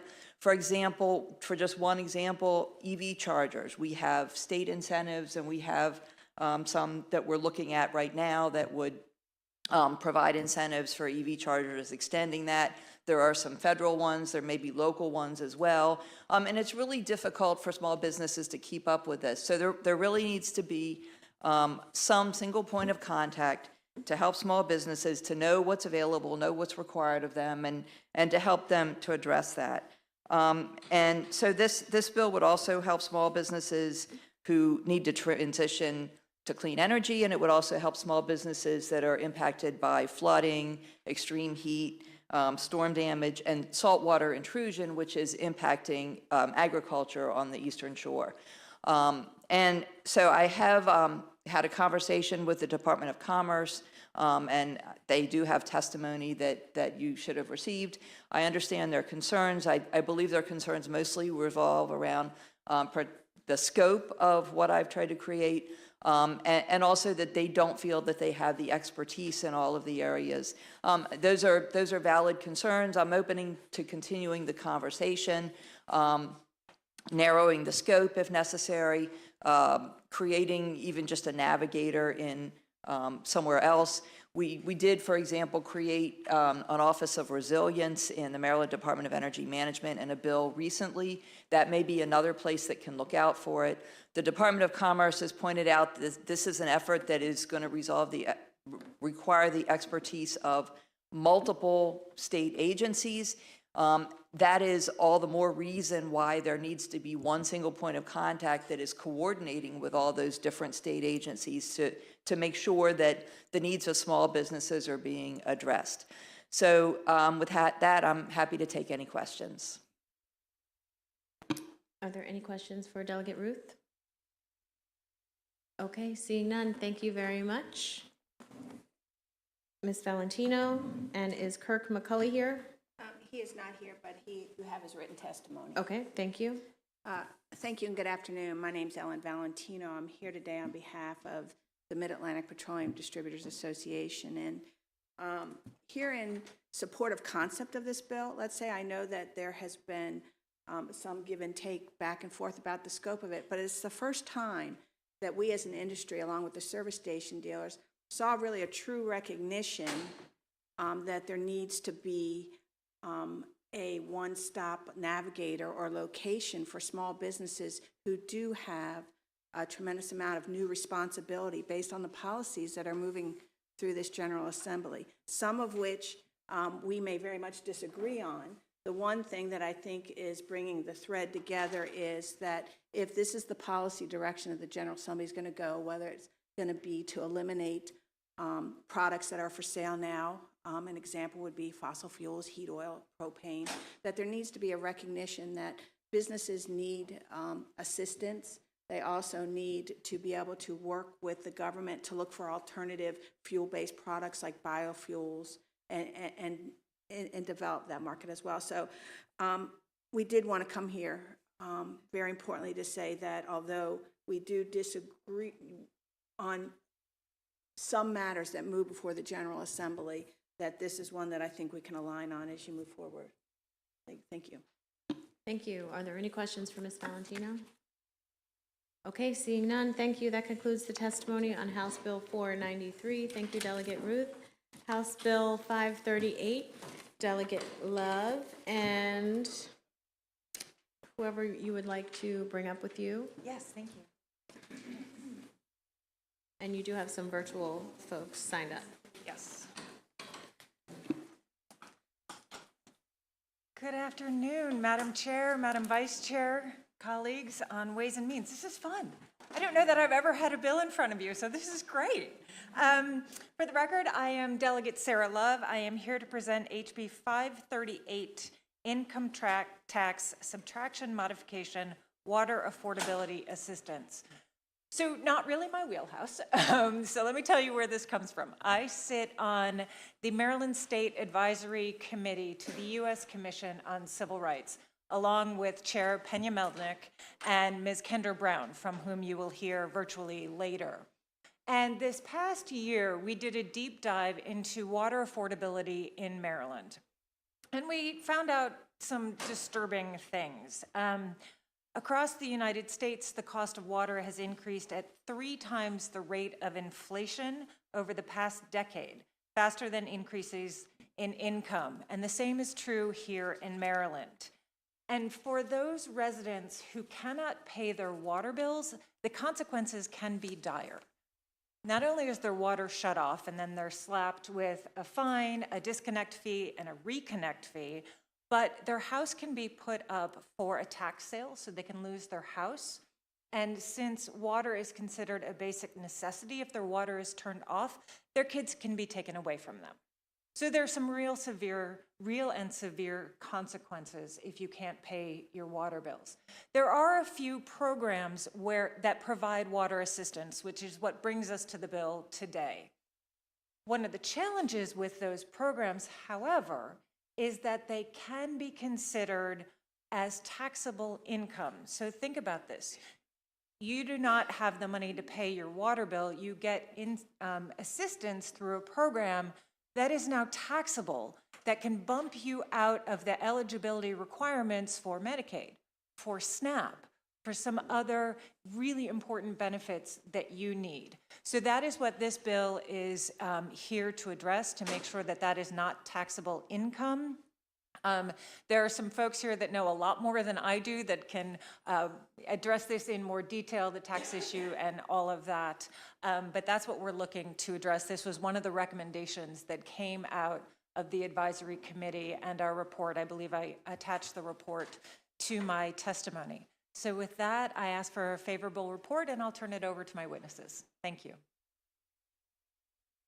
Chair Atterbury, members of the committee, thank you so much for the opportunity to testify. My name is Amy Hennon, and up until December of 2022, I was a member of the Baltimore Right to Water Coalition and an attorney working on consumer and housing issues for more than a decade. I was one of the folks that testified to the U.S. Commission on Civil Rights that generated the report that was the genesis of this bill. I will share that my comments are my own and do not reflect the opinion of my current employer. In the past 2 decades, water bills have increased by more than 500% in Baltimore City. This has created a water affordability crisis. By 2019, more than half of city residents were being billed more than the UN standard for affordable water service, which is 3% of income. This is why the coalition worked to pass the Water Accountability and Equity Act through the City Council in 2019 to create the city's Water for All program, a percentage affordability program. Residents making under 200% of federal poverty guidelines will have their water bills capped at an affordable level under 3% of their household income. The percentage of income model is new to the water sector. Baltimore is the second city in the country to establish this, but the model has been used successfully in the gas and electric sector for decades. For homeowners, the Water for All credit is applied directly to their water bills.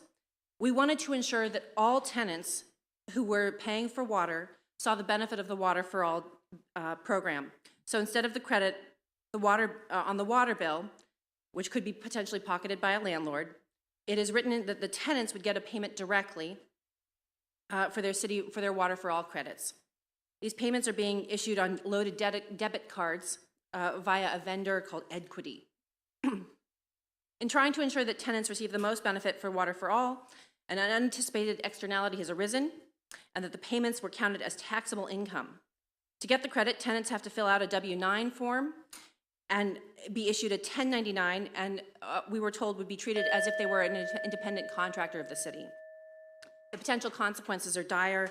As the cost of water increases statewide, we would encourage a favorable report. Hello, Chairman Atterbury and the House Ways and Means Committee.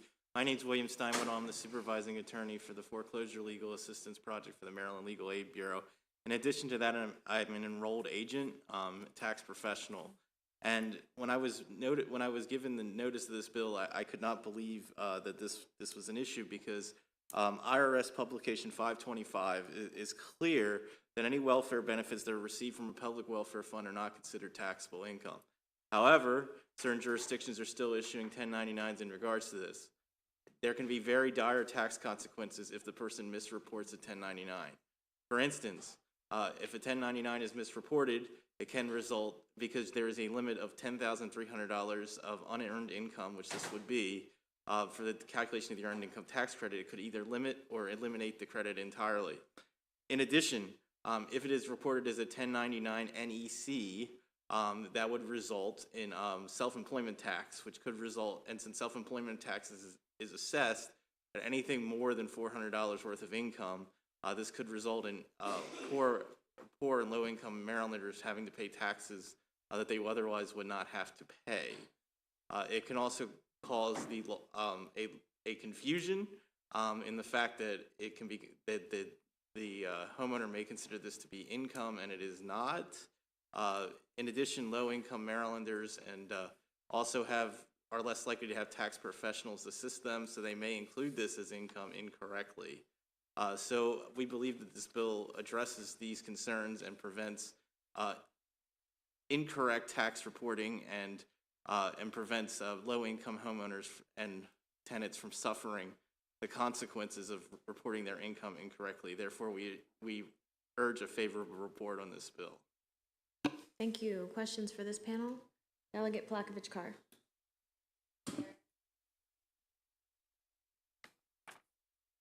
Not. There we go. I'm sorry, I missed the witness's name on the end. Was it Ms. Brown? Hennon. Hennon, thank you. So I think in your testimony you mentioned that this was a program that was modeled off of natural gas programs. Do we need to fix anything on that side in terms of those utility programs? No, this is just a problem for water. Great, thank you. Any other questions for this panel? Okay, seeing none, thank you for being here. We'll call the folks that are here virtually. Michelle Hallman, Samantha Gowing.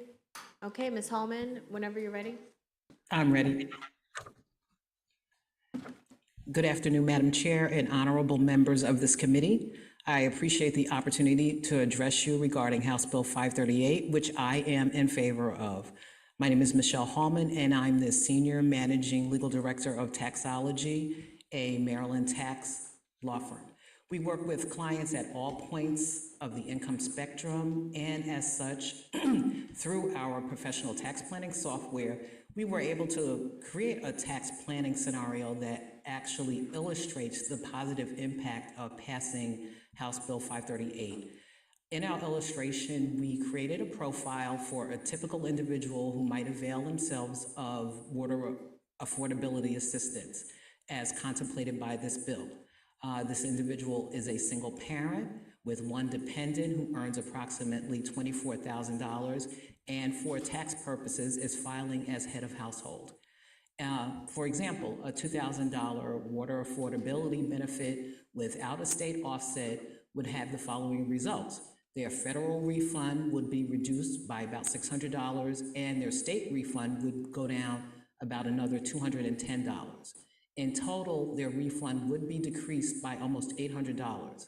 Additionally, if they went to any of the local commercial tax preparation services like H&R Block, Liberty Tax, or Jackson Hewitt, because they might potentially receive a 1099 to record this affordability benefit, it would increase the complexity of their return and the cost for the preparation of their return. So you can see overall the beneficial impact of that water affordability benefit would be significantly weakened.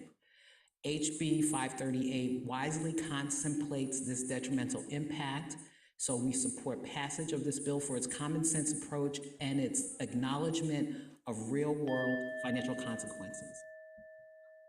Thank you. Next, Ms. Gowing, please. Good afternoon, Madam Chair, Madam Vice Chair, and members of the committee. Thank you for this opportunity. My name is Samantha Gowing. I am an attorney with the Public Justice Center. I represent tenants who are facing eviction and failure to pay rent court. I frequently work with tenants who are facing very high unaffordable water bills, as well as fluctuating inconsistent water bills that can be hard for low-income tenants to plan ahead for. And these unaffordable water bills can often cause a tenant to face eviction.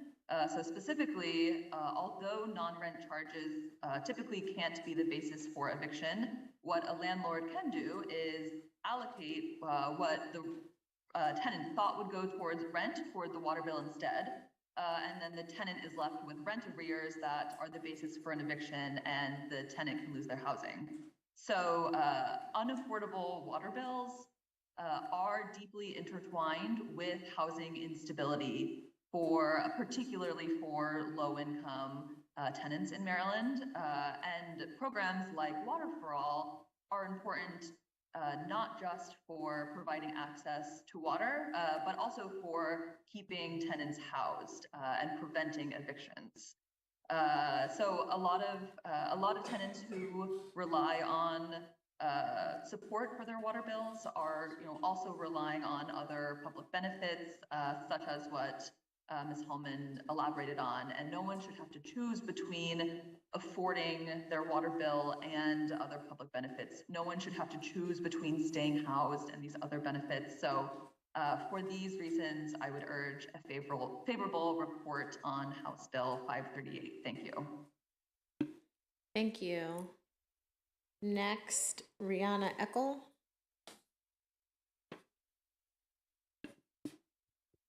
Hello, good afternoon, Chair Atterbury and members of the committee. My name is Rihanna Eckel, and I am with the Maryland Volunteer Lawyers Service and the Baltimore Right to Water Coalition. I've been working on water justice in Baltimore in various capacities for the past 7 years. And I'm here to testify in support of House Bill 538 because nearly a year after the launch of the Water for All program that my colleague Amy described, we are seeing the impacts of the credit counting as taxable income for tenants in multifamily units in the enrollment numbers. So 53% of Baltimore's residents are tenants, yet they are staggeringly underrepresented in the new Water for All program. As of February 1st, the Baltimore City Department of Public Works has received 3,630 applications from homeowners, but only 2,090 from tenants. And while there are surely many reasons for this, it is likely that the explanation of why tenants should submit a W-9 on the FAQs page for the program plays a substantial role in this. Additionally, we've heard from our partners at the Department of Public Works who are processing applications that many tenants who have actually gone through the application process and been approved have then subsequently decided to decline enrollment in the program once they are asked for a W-9 because they know the ramifications that my other folks have mentioned, and they don't want to deal with the impacts of having this count as taxable income. So simply put, this means that tenants who need help are not able to get it. And while this is currently a problem in Baltimore with the Water for All program, it is inevitable that this will become important in other jurisdictions as our national water affordability crisis deepens. We don't have sufficient federal funding for our water infrastructure. Our systems are aging, so rate hikes will be the primary vehicle for paying for infrastructure upgrades, which means it's not a question of if water will become affordable in other jurisdictions. It's a matter of when. So we urge you all to fix this now, and for these reasons, we urge a favorable report. Thank you. Thank you. And next, Kendra Brown.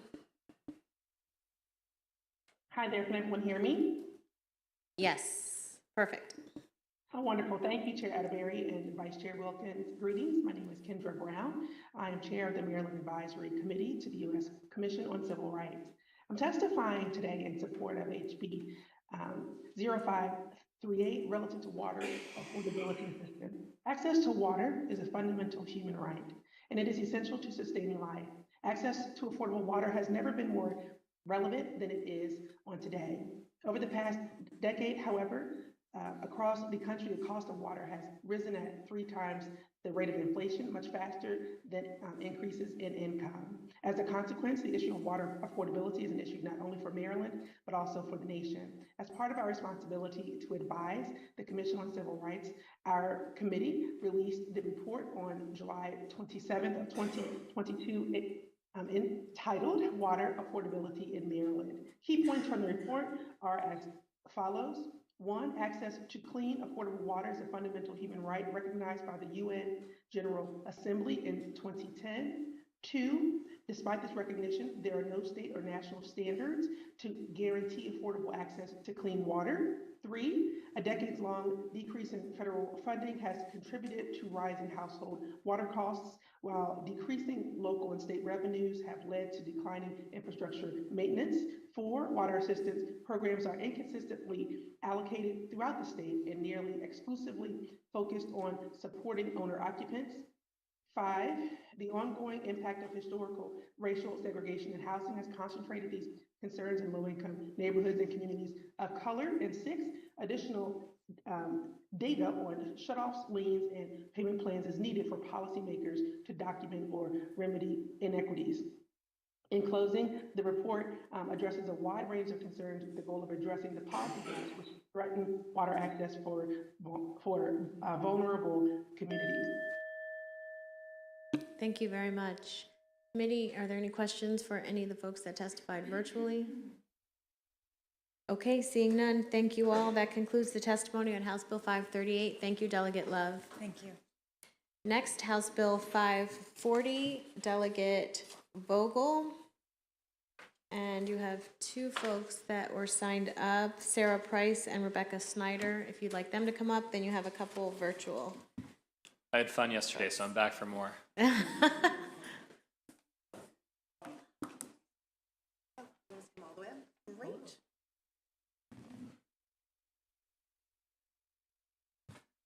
Madam Chair, Madam Vice Chair, members of the committee, I am here to present my bill, House Bill 540.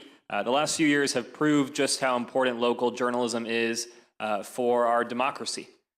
We will hear today from the publisher at a local newspaper in Long Island, who was the first to break the story on the George Santos lies months before the election and months before any national reporters picked it up. Right now, local journalists are holding us accountable, and they're holding leaders across the state accountable as well. They are raising issues that are important to our community and making sure that we continue staying focused on those issues as we're legislating. What we've seen, though, here in the State House and in city halls across the state is a decline in the number of reporters covering these stories. Because right now in the United States, we're seeing 2 newspaper closures a week. It's predicted that by 2025, the United States will lose 1/3 of its newspapers, and we can see across our state just how many local newsrooms have already shut down here in our state. Advertising dollars have historically been newspapers' largest source of revenue. However, as digital advertising, especially with giant social media companies, becomes cheaper, newspapers are seeing their primary source of revenue disappear. Between 2008 and 2018, advertising revenue declined by 68%, from $60 billion to just $10 billion. It was just 3 years ago, in 2020, when newspaper sale revenues exceeded advertising revenue for the first time since the 1960s, and unfortunately, we're also seeing newspaper sales revenue begin to decline as well. This also has an impact on state legislatures like ours. As advertising revenue declined by 68%, State House reporters declined by 30%, so that now only 3 in 10 newspapers have a journalist covering state government. HB 540 looks to directly combat this issue by providing a tax credit to small businesses for the funds that they spend advertising in local newspapers. It's a win-win for small businesses that are still recovering from the pandemic, allowing them to advertise their products and services, while also channeling funding to our local newspapers, our local news sources that need it so desperately. I really think that we have a closing window of time to address this issue. If we continue to wait, we might not have any more local newspapers to prop up. and we're going to have to answer another question in the future of whether we want to create government-sponsored news 10 years from now. Right now, we have an opportunity in this window of time to support the existing local news sources, allow them to continue doing the critical work that they do for our democracy. With that, I ask for a favorable report on this legislation, and I will turn it over to my panel. Good afternoon. For the record, my name is Rebecca Snyder. I'm the Executive Director of the Maryland, Delaware, D.C. Press Association. And thank you to Delegate Vogel for bringing this innovative and important bill. What Delegate Vogel was saying about news media is that it is radically changing, and there are economic pressures. There's economic pressures on every industry out there. And through that, especially as we start to come out of the pandemic, newsrooms, local journalism business models rely on advertising, and that advertising has pulled back in the pandemic. It's also pulled back just over the course of time.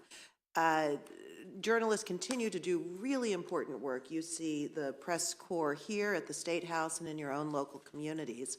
And this bill is a win-win, as Delegate Vogel said, to really provide some economic relief to small and medium-sized businesses at a modest level of $1,000 in the first year and $500 for subsequent years, while incentivizing small businesses to really use their local community outlets, which do cover their areas. They bring people together and inform the community.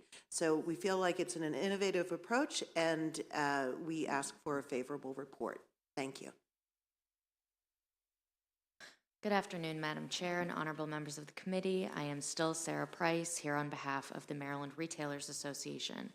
We are strongly in support of this bill because, as it was noted, it would bring great economic relief to businesses that are still recovering from the pandemic, but it would also encourage entrepreneurship and development for new small businesses in Maryland.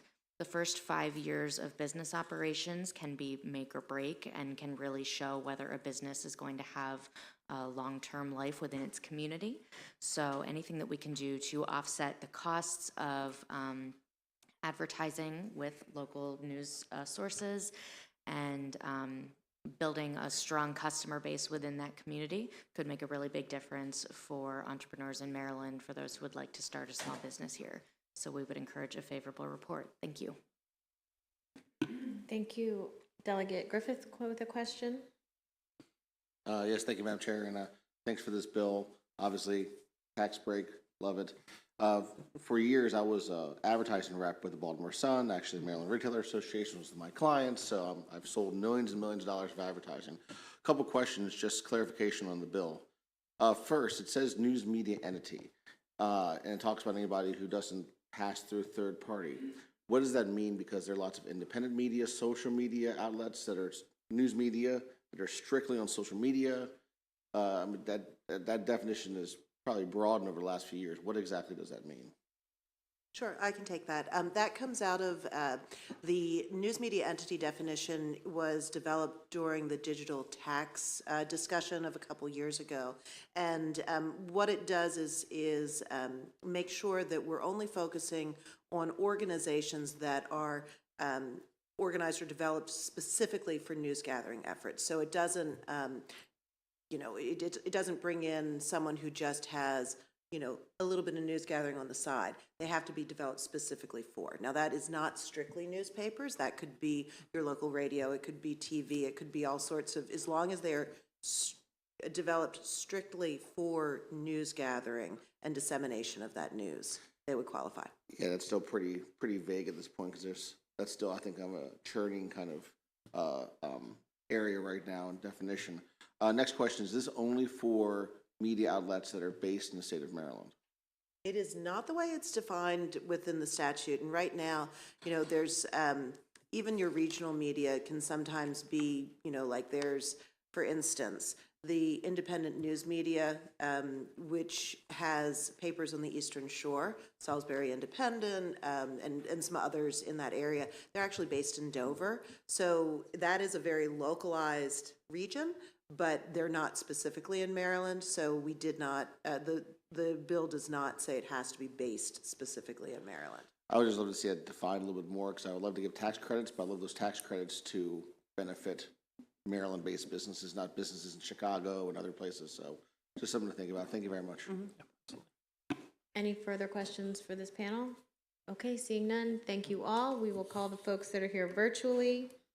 Grant Lally, Jonathan Schluss, Timothy Nelson, and Anna Brugman.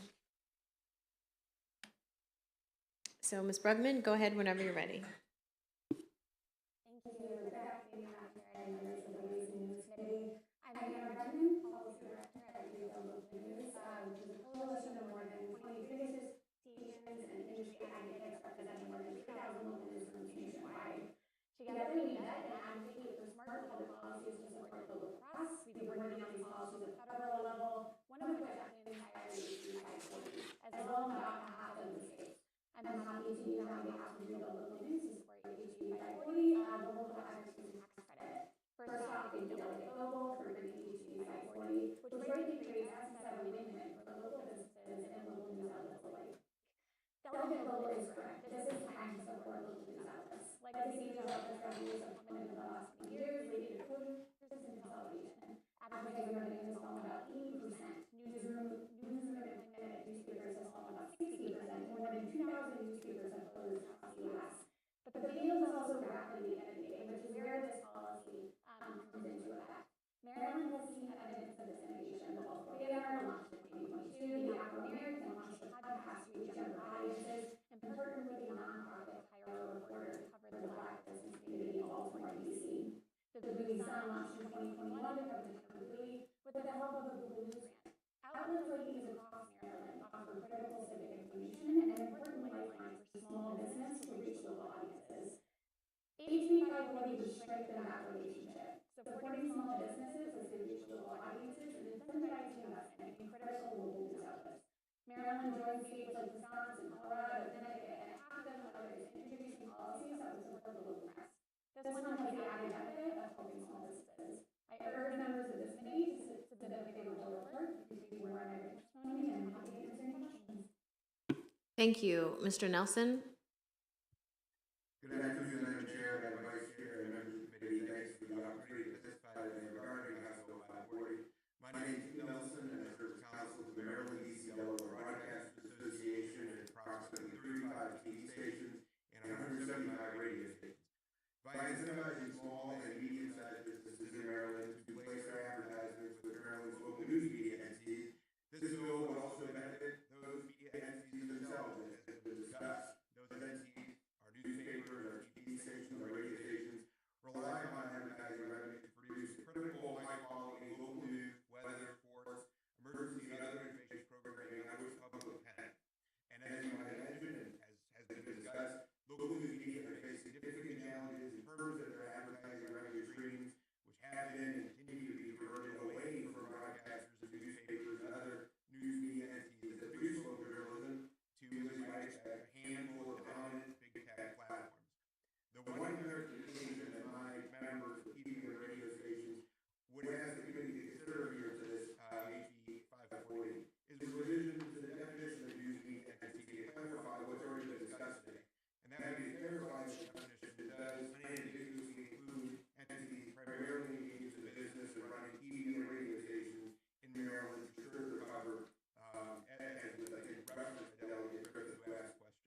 Arguing that it fall within the definition, but of course my members would appreciate that clarification as they continue to serve the people of Maryland. Thank you so much for the opportunity to testify and your consideration of this bill. Happy to take any questions. Thank you. And next we have Mr. Schluss. Hopefully I pronounced that correctly, but whenever you're ready. Schlois. Okay, thank you. Go ahead. Thank you so much, Madam Chair, the Ways and Means Committee, and thank you, Delegate Vogel, for introducing this important legislation.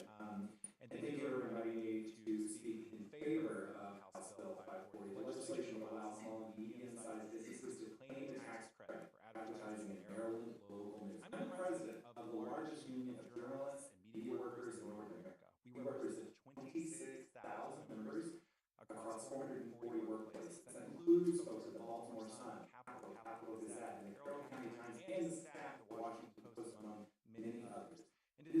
of 2018, 50 workers at Capital unionized with us, and when they unionized, they did that 6 months after the government killed 5 of their colleagues in Annapolis. When they unionized, they said local journalism is unique. We are your neighbors, the eyes and ears of your communities. We report on what matters most to you every single day. The crime down the block, the local football team, your child's school. Whether the sun shines or disaster strikes, we are right there with you. As the local news outlets dwindle, we know now more than ever that quality community news is a gift too precious to lose. And newsrooms we are losing that gift. In 2005, advertising revenue accounted for 82% of overall revenue for news publishers. That's down to 46% by 2020.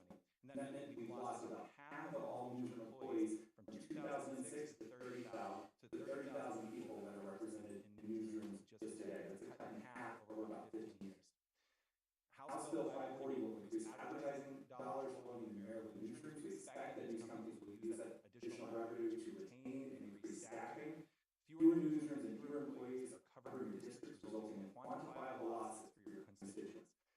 This bill is a step in the right direction to sustain an industry that the founders of our nation knew was essential to American democracy. Our union strongly supports House Bill 540. We recommend favorable report. We urge that you support it. We urge that you stand with America's journalists in supporting and saving local news. Thank you very much. Is Grant Lally in the waiting room? He's coming, okay.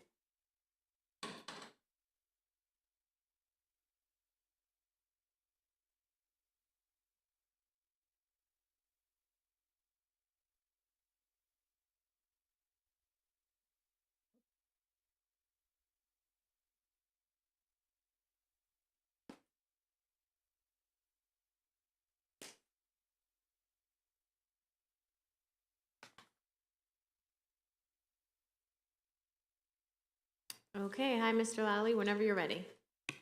Thank you. Thank you for inviting me to testify here today. My name is Grant Lally. I am the publisher of the North Shore newspaper, which was the newspaper, the local newspaper from Long Island, New York, that broke the George Santos story before the election, which we got a fair amount of recognition for. So I was invited today by some of the staff of Delegate Vogel to appear today and look over the bill. It looks like it's a positive addition, which will encourage advertising in small newspapers. And I can just say from my own perspective, two things. One, you wonder why someone from New York testifying for America Committee. I'm also a Johns Hopkins graduate and spent a few years in Maryland and still maintain close ties to your state. So that's number one. Number two, you've heard from the other people who testified, which is that local news, local reporting is really the reporting that's closest to the people. And if we didn't have local reporters, we wouldn't have smelled out the fraud of George Santos. We wouldn't have been able to publish it, and a lot of that probably wouldn't have been disclosed to this day, because it's our reporting that alerted the New York Times to then do their own digging, deploy their own considerably greater resources, including sending reporters to Brazil to uncover George Santos. So local news makes a difference. If we are looking at what's going on locally, we're going to miss it. I don't know if there are questions, but I'm happy to be here, and want to thank you, Chairwoman, and the members of the group for inviting me. Thank you, and we appreciate having you. Are there any questions from the committee? Okay, seeing none, thank you very much. Thank you, Delegate Vogel, and that concludes the testimony for House Bill 540. Calling Delegate Attar, House Bill 471.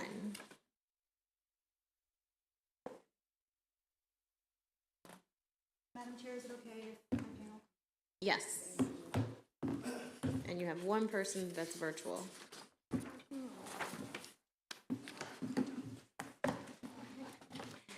Thank you, Madam Chair, Madam Vice Chair, and members of the BEST Committee. For the record, I'm Delegate. I got used to it. Now it just comes out. For the record, I'm Delegate Dahlia Attar, here in support of House Bill 471, Regional Institution Strategic Enterprise Zone, aka RISE zones. A RISE zone is a geographic area in immediate proximity to a qualified institution and is targeted for increased economic and community development. The Secretary of Commerce designates areas as RISE zones. This program allows certain institutions, including universities, community colleges, technical schools, or nonprofits affiliated with a federal agency to qualify, and it incentivizes startup businesses to base themselves in RISE zones. So this bill amends the current RISE zone program in 4 ways. It extends the termination date of the RISE zone program by 2 years from 2028 to 2030. It extends the duration of a RISE zone designation from 5 to 10 years. It removes the limit on the number of zones that may be designated in a single county or municipality, and it alters a related definition pertaining to MEDCO by explicitly including RISE zones. So I was reading MACO's strong testimony in support of this bill this time, and I quote them in my testimony since they wrote it so well. RISE zones tap into the economic development potential surrounding higher education institutions and certain nonprofits. Businesses that relocate to or expand in the zones are eligible for certain benefits, including property tax credits. This in turn creates jobs, contributes to enhancing quality of life, and expands the local tax base, enabling counties to better provide core services for their residents. And with that, Madam Chair, I ask for a favorable report. Thank you. Thank you very much. Good afternoon, Madam Chair, Madam Vice Chair, Delegate Attar. Thank you very much for sponsoring this bill. My name is Tom Sadowski. For the record, I'm Executive Director of the Maryland Economic Development Corporation. The RISE Zone program was created about 9.5, 10 years ago to try to encourage collaborations amongst industry, government, and higher education partners within a geographic area to try to advance research and technology commercialization. The program has had its struggles, but 3 or 4 years ago, we started to work on the program to really advance its delivery of incentives to help encourage the outcomes that it was originally created for. This is a placemaking program that Maryland needs so much. I've been gratified by a lot of the discussion about innovation infrastructure. That all is really going to be encouraged within these zones to take advantage of the tremendous work being done at our federal facilities, our laboratories, our community colleges, our higher ed institutions. And when you think about it, this work is going to be happening in areas, many of which need it most, whether they're rural, whether they're urban. This bill and the changes that we're making is going to encourage investment by the private sector to come in and build facilities necessary to advance technology growth, to house startup companies, to help encourage commercialization and venture investment in these companies. So with all of that, MEDCO encourages your strong consideration and favorable report on this bill, just so that we can keep pace with some other competing markets in the country. Thank you very much. Good afternoon, Chair Atterbury, members of the committee. My name is Drew Vetter here on behalf of the Maryland Technology Council. Our wonderful president and CEO, Kelly Schulz, was here earlier this afternoon. As she said, we're an association of almost 700 member companies that span the technology sector. On behalf of our members, we wanted to thank the sponsors of this legislation to expand the RISE Zone program. We believe that the RISE Zones are and can be a powerful economic development tool. The central goal of incentivizing companies to locate and expand in key strategic areas is an effective strategy. Our member companies benefit from proximity to anchor institutions, research hubs, and other similar tech companies and startups. We know that economic growth does take time to develop, which is what this bill addresses. So the Tech Council is excited about the prospect of working with our partners in MEDCO and within the administration and commerce and our anchor institutions on strategies to use this program to grow vibrant innovation districts around the state. Therefore, we support this bill, and for these reasons, we urge a favorable report. Thank you. Thank you. Are there any questions for Delegate Attar or her panel? Okay, seeing none, thank you very much. Thank you so much. Next, Juliana Jones and Mary Morris, and then we'll go to the virtual witness.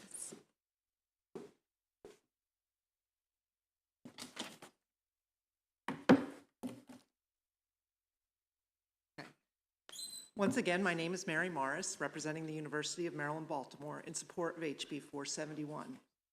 UMB is the state's academic medical center with the 6 professional schools, spins out at least 10 new startups each year, and we support many others.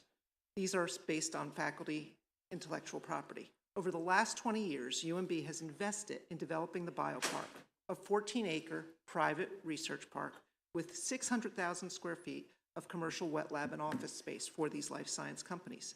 The biopark was recently designated a RISE zone. In the next 5 years, UMB and the biopark's development plans include doubling the amount of commercial lab and office space, which will accommodate more than 50 new companies and 1,000 jobs in West Baltimore. Allowing for the growth of the RISE Zone program and partnering with Medco to deliver additional benefits would be a tremendous boost to our efforts. Our development model requires creating the specialized and capital-intensive facilities and infrastructure required for life science companies to grow and reside in Maryland. Enabling Medco to provide bonds within RISE zones would provide much-needed support to the increasing number of high-growth biotech and life science companies in our region.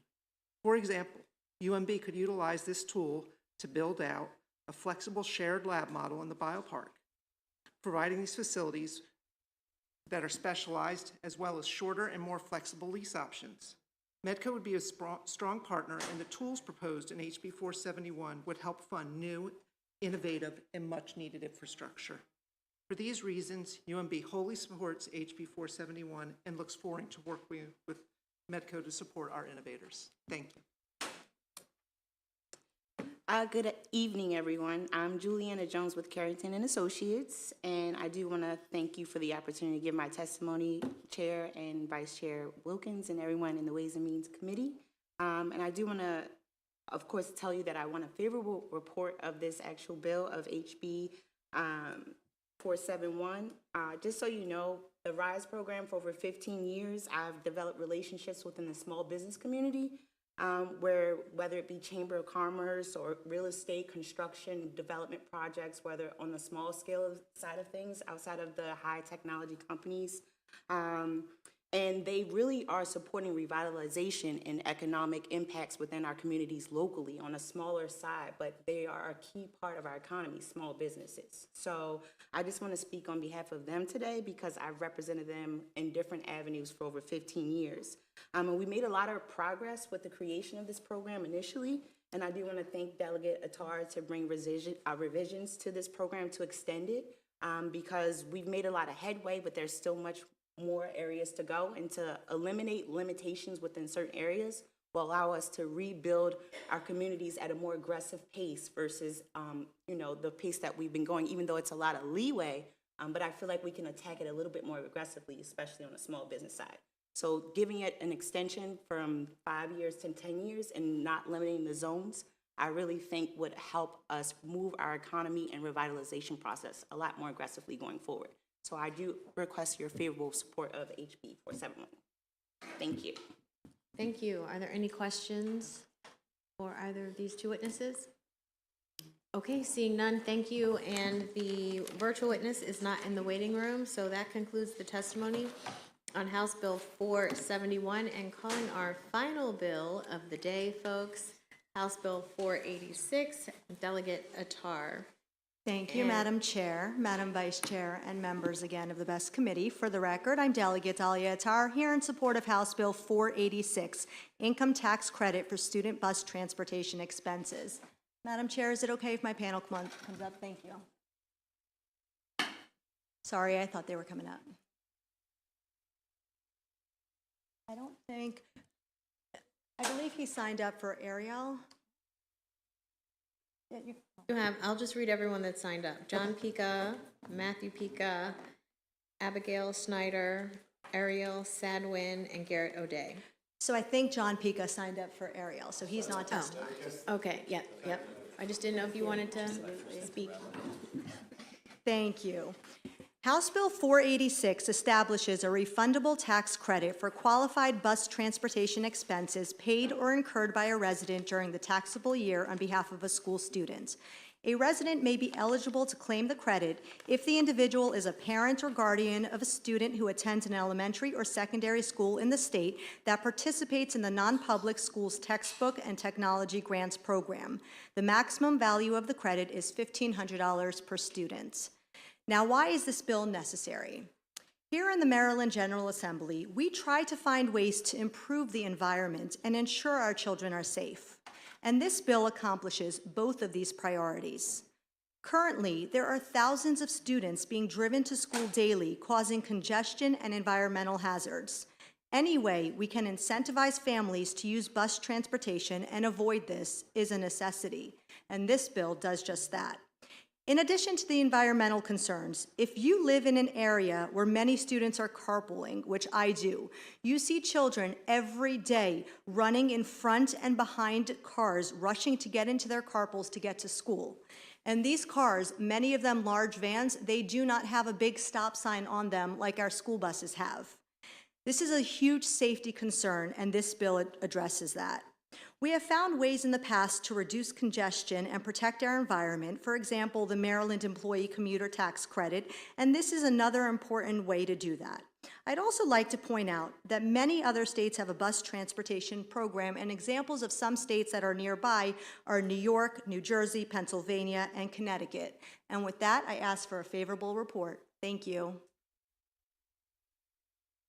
Okay, Madam Chair, Madam Vice Chair, honorable members of the committee, thank you for the opportunity to speak in support of House Bill 486. For the record, my name is Ariel Frankston Morris, and I represent Teach Maryland, an organization working on behalf of Jewish schools and communities in Maryland.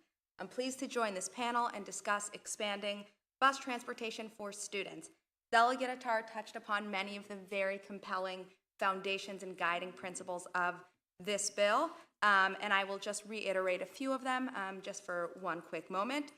The Maryland Employer Commuter Tax Credit encourages commuters to switch from cars to buses, trains, bikes, and more, and if that's good for employers and commuters, it definitely is great for parents and students.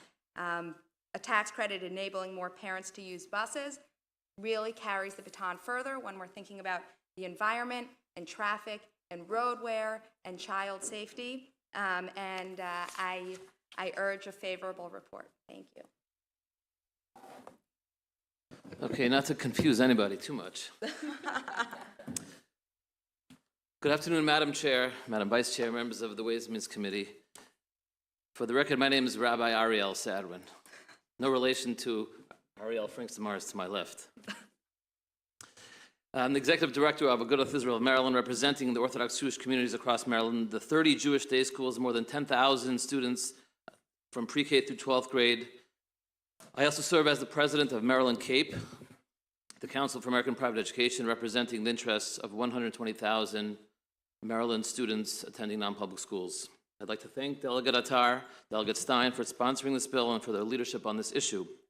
A bill to address and to provide a suitable remedy for the challenges of non-public school transportation has long been in the works. I personally have been involved in this issue for many years on both the local and state levels, and have considered and pursued a host of different ideas and avenues to alleviate these challenges. I'm very pleased with the model proposed in House Bill 486 of the tax credit towards the expenses accrued by parents for school transportation. My written testimony highlights a number of the points of impact that justifies the need for such a program. Obviously, school transportation and the funding for it has been available to children attending public schools since time immemorial. Transportation support would be equally available to students regardless of where they go to school, and that should be policy. Nearly half the states across the country do provide transportation to students attending public and private schools via different models. We have looked through all of them, and we are quite comfortable with the way this legislation would allow for it. Each school and school community is quite different. Their geographic layout, their school community is all unique, and thus a model such as this would appear to be most appropriate. A few things are quite clear.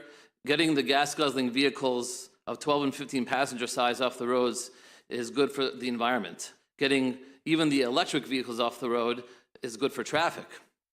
And allowing parents to have an option to send these kids on a bus, as has been mentioned, and there goes my time. I request a favorable report on House Bill 486, and I thank you for this opportunity.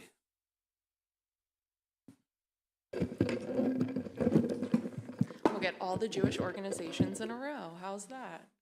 Good afternoon, Madam Chair, Madam Vice Chair, members of the committee. My name's Abby Snyder. I am the Director of Government Relations for the Baltimore Jewish Council, here today in support of HB 486.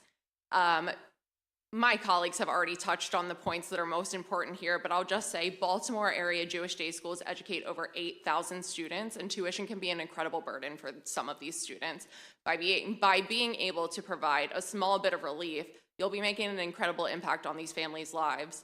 In addition to the tax credit side of things, as we've spoken to, there is the environmental impact, and the Baltimore Jewish Council and the Associated also represent the Pearlstone Center, which is a sustainable conference center and farm in Reisterstown, Maryland, that educates the public on sustainable practices. If enacted, this bill would reduce the number of cars idling in your carpool lines, which is a major environmental issue. And by reducing CO2 emissions, it'll be a positive impact and an additional incentive to move favorably on this bill. With that, I request a favorable report, and thank you, Dalia Attar, for this beautiful bill.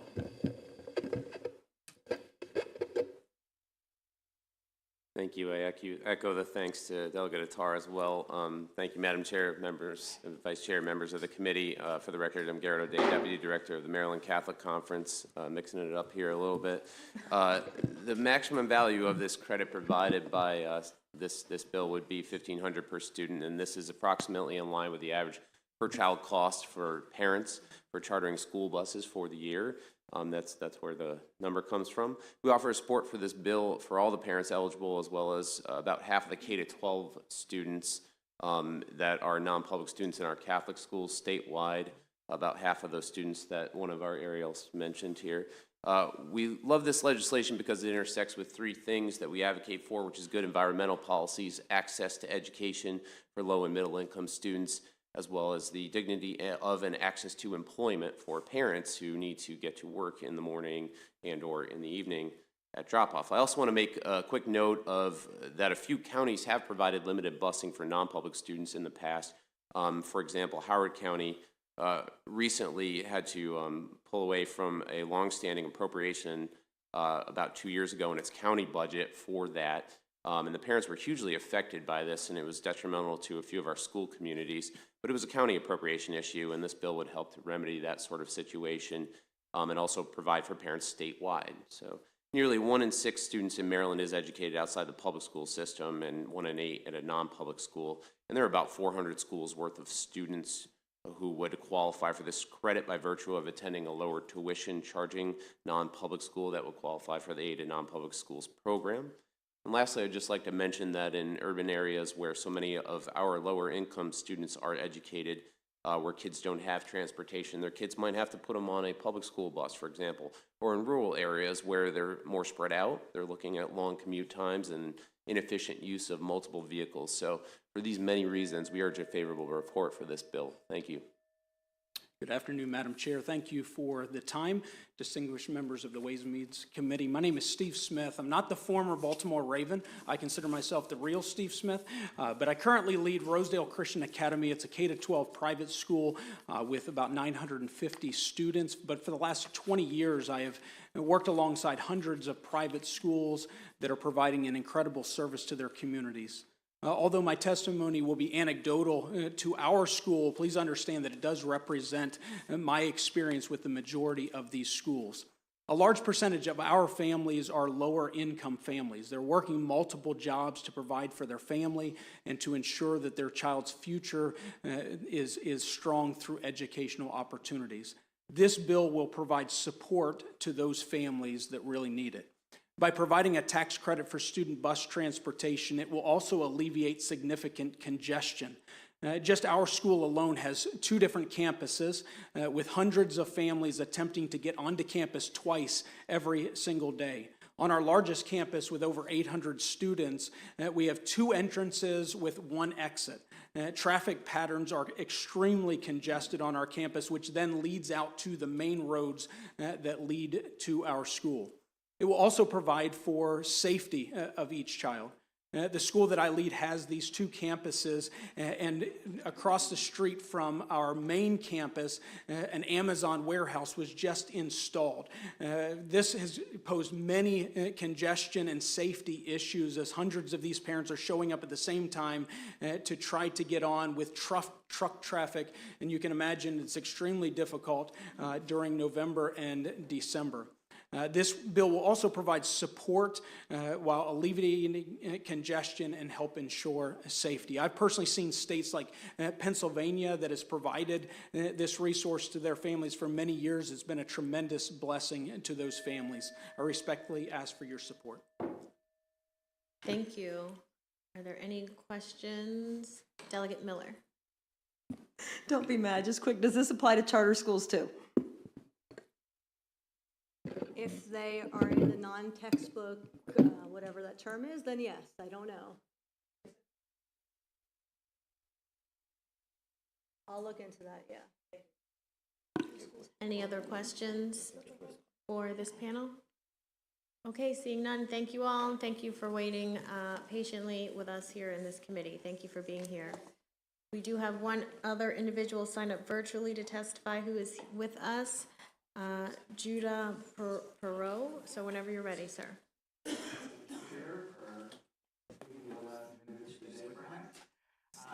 you, Chair, members of the committee. My name is Judah Perot, and I'm a resident of Baltimore City who's engaged in the practice of environmental law for over 2 decades.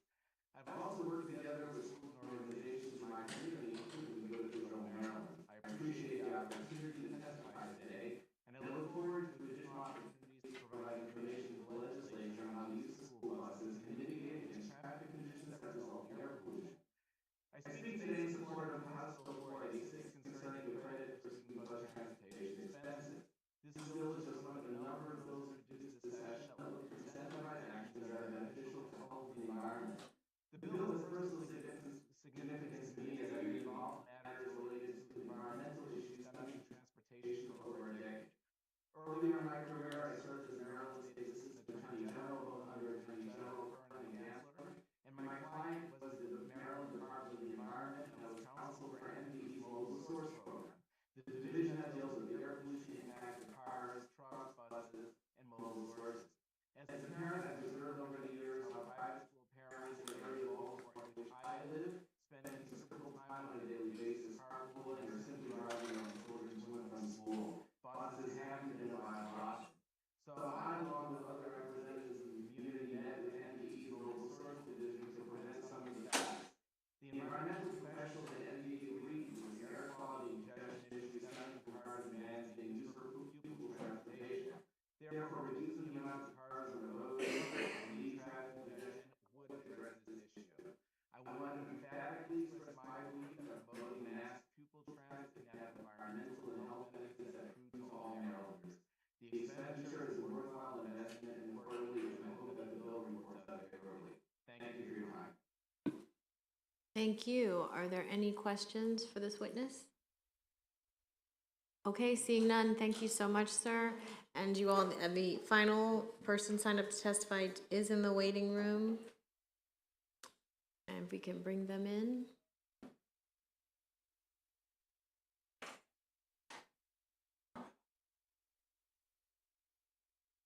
Ms. Heyman, whenever you're ready. Wonderful. Good afternoon. Thank you so much for giving me the time. My name is Evelina.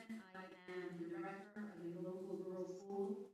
The name of the school is University of Baltimore.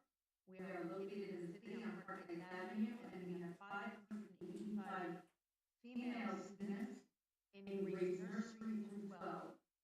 As you can imagine, carpool every morning with over 300 cars coming to our property on a local side street is quite a challenge. I also come to you today as a mother of 10 children, 6 of whom are still in schools in Baltimore, and 3 of whom went on to higher education and graduated from University of Maryland Nursing School. So very proud to be part of this community, but also have the experience and challenge many years driving carpool, getting children to school on time, and trying to keep children safe. I would like to encourage you to consider the effect of the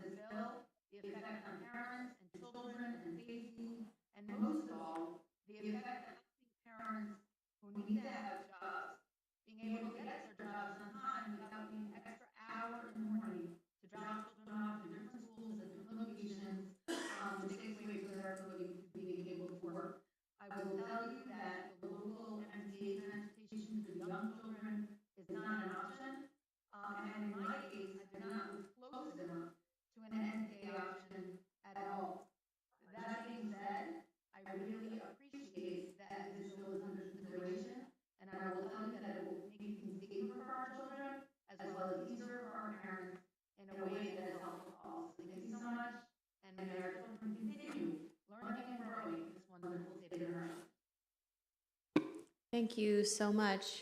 Are there any questions for Ms. Heyman? Okay, seeing none, thank you very much. And that concludes the testimony on House Bill 486, and that concludes the bill hearings for today. Ways and Means, we will take a 5-minute break. So basically at 5 o'clock. And we'll be voting.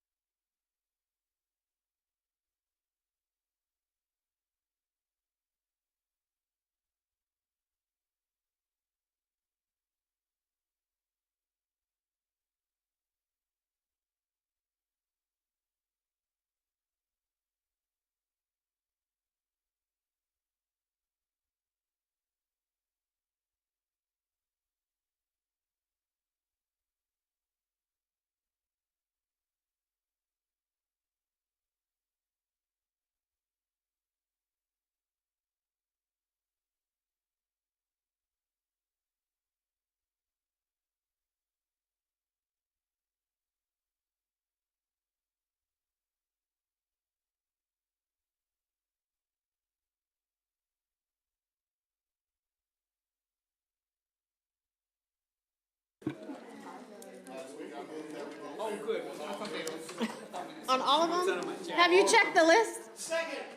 I haven't called the meeting to order. Everybody, please get in your seats.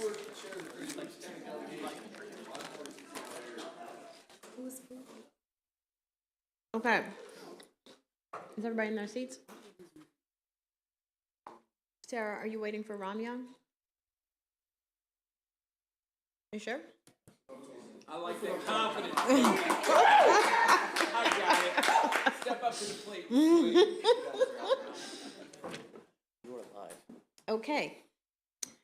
So we are live, and today is Thursday, February 16th, and this is the vote session of the Ways and Means Committee. With respect to House Bill, everyone has their vote list in front of them, or it was sent to your office, so you should have a copy.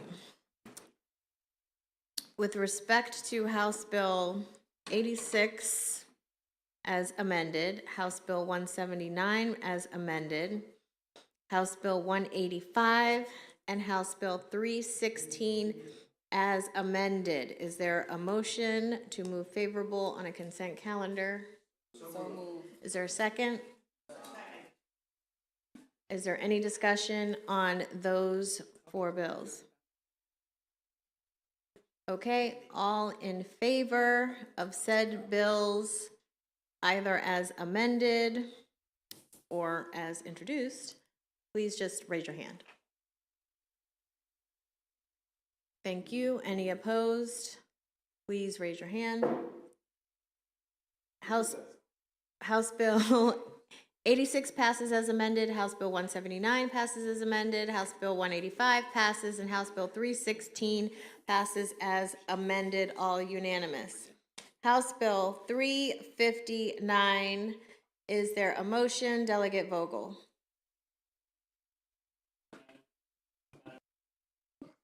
Madam Chair, thank you. As was discussed yesterday in sentiments from some of my colleagues, transgender children in the state have enough to deal with already. 17% of transgender kids reported attempting suicide in the last year. 17%. We're seeing bills like this sponsored and passed across the country in what is a coordinated attack on transgender people. And I believe that this legislature has many priorities in front of it this session. Priorities to make Marylanders more healthy, to create more jobs, to protect our environment. We have enough on our plate already. We don't have to be working on considering or advancing legislation that further stigmatizes and harms transgender children. We should instead be working to make this a state where they feel safe and included. So with that, I move unfavorable. Delegate Fair, is there a second? I will second that motion and concur with my colleagues' comments. Okay, we will do a roll call on this. Well, I'm sorry, is there any discussion on the bill? Okay, we are going to do a roll call. This is on the unfavorable. Madam Vice Chair. Yes. Delegate Ebersol. Yes. Delegate Patterson. Yes. Delegate Buckle. No. Delegate Charles. Delegate Hornberger. Delegate Jones. Yes. Delegate Wells is excused. Delegate Fair. Yes. Delegate Long. No. Delegate Miller. No. Delegate Miracle North. Yes. Delegate Grossman. Delegate Vogel. Delegate Wu. Yes. Delegate Hartman. Delegate Griffith. Delegate Attar. Delegate Plakovich-Carr. Yes. Delegate Barnes. Yes. Delegate Feldmark. Yes. And the chair votes yes, and the bill is unfavorable and does not move forward. We have two bills, House Bill 445 and House Bill 446, that have been withdrawn by the sponsors. Is there a motion to move the bills? Madam Chair, Yes, to accept the withdrawn. I move to accept the withdrawn bills. Is there a second? Second. All in favor, please raise your hand. All opposed, raise your hand. Okay, thank you. The bills have been successfully withdrawn, and that concludes the voting session for the Ways and Means Committee today. Enjoy your weekend. We are not meeting today, or tomorrow, sorry.